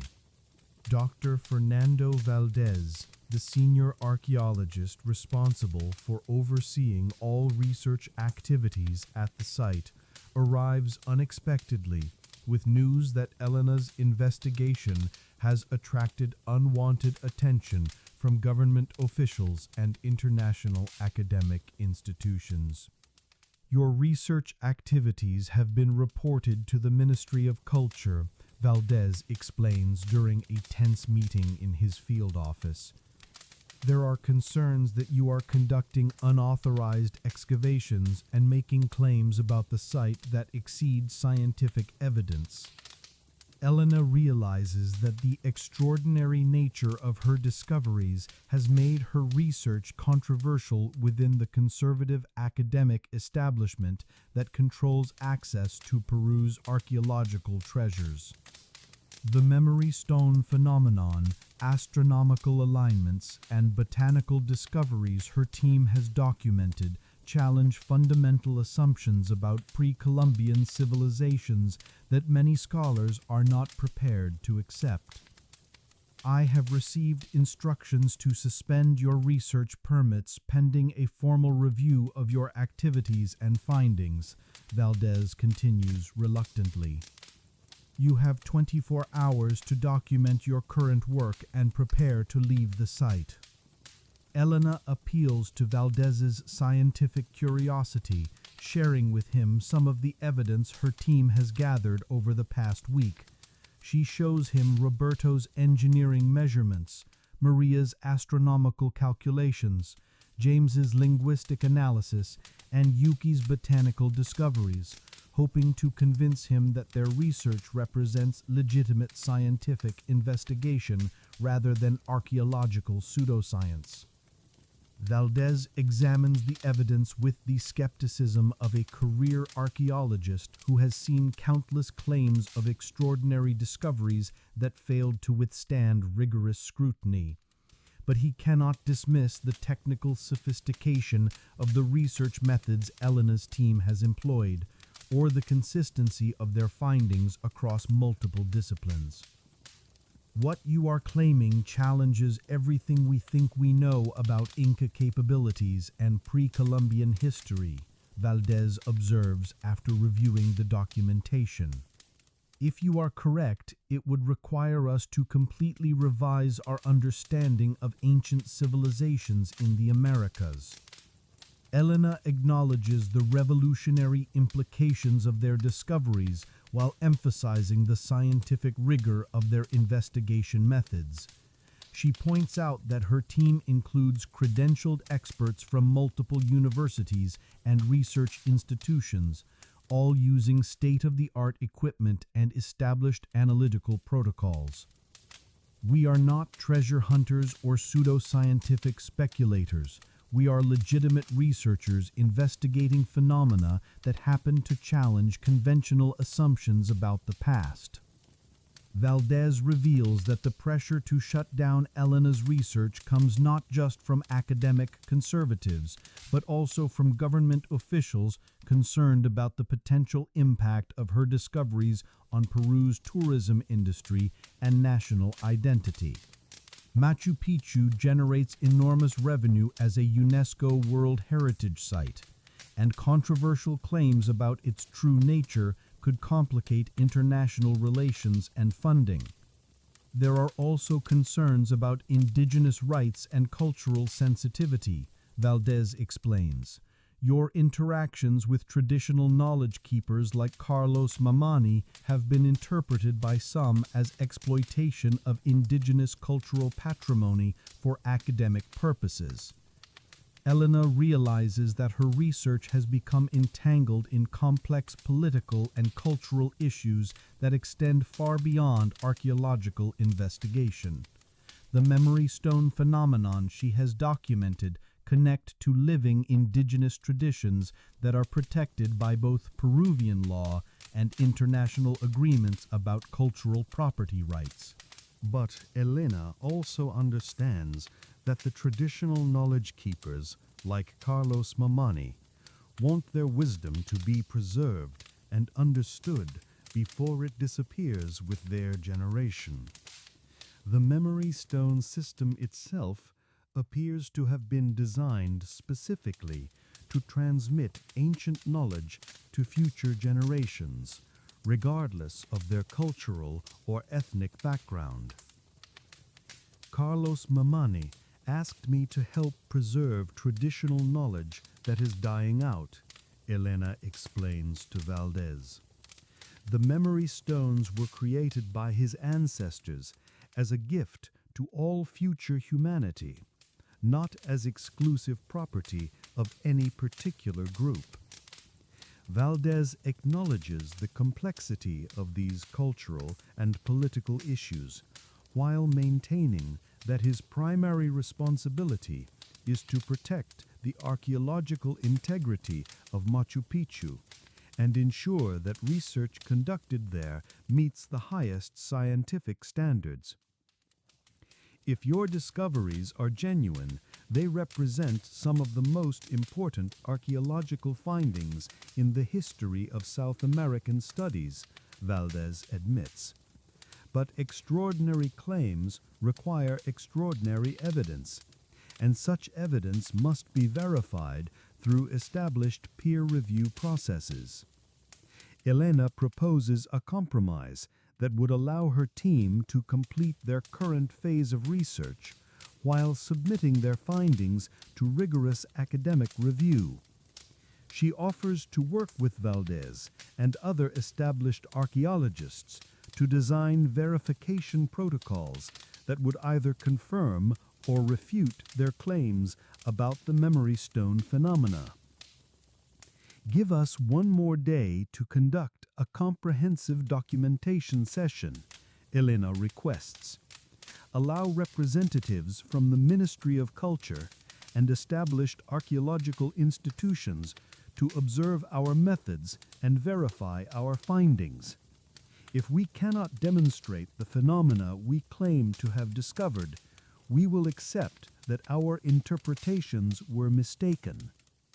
Valdez considers Elena's proposal, recognizing that it offers a way to resolve the controversy through scientific investigation rather than administrative decree. If Elena's claims are verified by independent observers, it would represent a discovery of immense importance. If they are refuted, it would end the controversy while maintaining scientific credibility. I can arrange for observers from the Universidad Nacional Mayor de San Marcos and the Instituto Nacional de Investigación and Extensión Agraria, Valdez offers. But you must understand that if your phenomena cannot be demonstrated convincingly, your research will be terminated and your findings will be classified as unsubstantiated speculation. Elena accepts Valdez's terms, recognizing that this represents her team's only opportunity to validate their discoveries before being forced to abandon their research. She spends the rest of the day coordinating with Roberto, Maria, James, and Yuki to prepare a comprehensive demonstration of the memory stone phenomena for the official observers. The challenge they face is significant. They must reproduce under controlled conditions phenomena that they have observed only intermittently and often under specific astronomical or environmental conditions. The memory stones respond to approaches that combine scientific methodology with traditional knowledge and enhanced consciousness, requirements that may be difficult to explain to skeptical academic observers. We need to demonstrate not just the existence of the phenomena, but also the methods necessary to access them, Elena explains during an emergency planning session with her team. Roberto proposes focusing on the engineering and acoustic phenomena he has documented, since these can be measured objectively using technical instruments that will produce data independent of subjective interpretation. Maria suggests coordinating the demonstration with a minor astronomical alignment that should occur the following evening. James recommends concentrating on the linguistic analysis of the recorded sound patterns since this represents objective scientific analysis of data that can be verified by independent computational methods. Yuki offers to explain the botanical discoveries without involving the more controversial aspects of plant medicine preparation and use. We must present our findings in ways that emphasize scientific rigor while acknowledging the traditional knowledge that has guided our investigation, Elena concludes. The observers need to understand that we have discovered genuine phenomena, even if those phenomena challenge conventional assumptions about archaeological investigation methods. That evening, Carlos Mamani visits Elena at her hotel in Aguas Calientes, having learned through indigenous communication networks about the official challenges to her research. His presence represents both support for Elena's work and a reminder of the cultural sensitivity issues surrounding her investigation. The ancestors knew that their knowledge would be challenged by those who fear change, Carlos tells Elena. But they also knew that the knowledge would find its way to those who are ready to receive it responsibly. Carlos reveals that Elena's research has been discussed among traditional knowledge keepers throughout the Andes, and that there is consensus among the elders that the time has come for ancient wisdom to be shared more widely with the modern world. The Earth is facing crises that require the integration of ancient wisdom and modern knowledge. The memory stones were created for times like these, when humanity needs access to technologies and understanding that have been preserved from earlier civilizations. Carlos offers to participate in the demonstration for the official observers, providing traditional knowledge context for the phenomena Elena's team has documented. His presence would add cultural authenticity to their presentation, while also addressing concerns about indigenous rights and cultural sensitivity. I will speak for the ancestors and explain that the memory stones are meant to be shared with all who approach them with respect and good intentions, Carlos promises. The knowledge belongs to all humanity, not just to indigenous peoples or academic institutions. Elena accepts Carlos's offer gratefully, recognizing that his participation could be crucial for legitimizing their research in the eyes of government officials and academic observers. The traditional knowledge keepers' endorsement would demonstrate that their investigation respects indigenous cultural values while pursuing genuine scientific understanding. As Elena prepares for what may be her final day of research at Machu Picchu, she reflects on how her investigation has evolved from historical document analysis into an encounter with living wisdom traditions that challenge the boundaries between past and present, science and mysticism, individual discovery and collective responsibility. The memory stones have shared their secrets with Elena and her team, but they have also tested their commitment to using ancient knowledge wisely and responsibly. Tomorrow's demonstration will determine whether the broader academic and governmental establishment is ready to accept discoveries that could transform understanding of human civilization's past and future potential. Elena falls asleep knowing that the next day will either validate the most important discoveries of her career or end her research in controversy and disappointment. But she also knows that the knowledge she has gained from the memory stones has already transformed her understanding of human potential and her responsibility as a scholar to serve not just academic institutions, but the broader human community's need for wisdom and understanding. In her dreams that night, Elena sees the vast network of memory stones throughout the Andes awakening simultaneously, their stored knowledge flowing like rivers of light toward a future where ancient wisdom and modern understanding combine to address the challenges facing human civilization and the planet itself.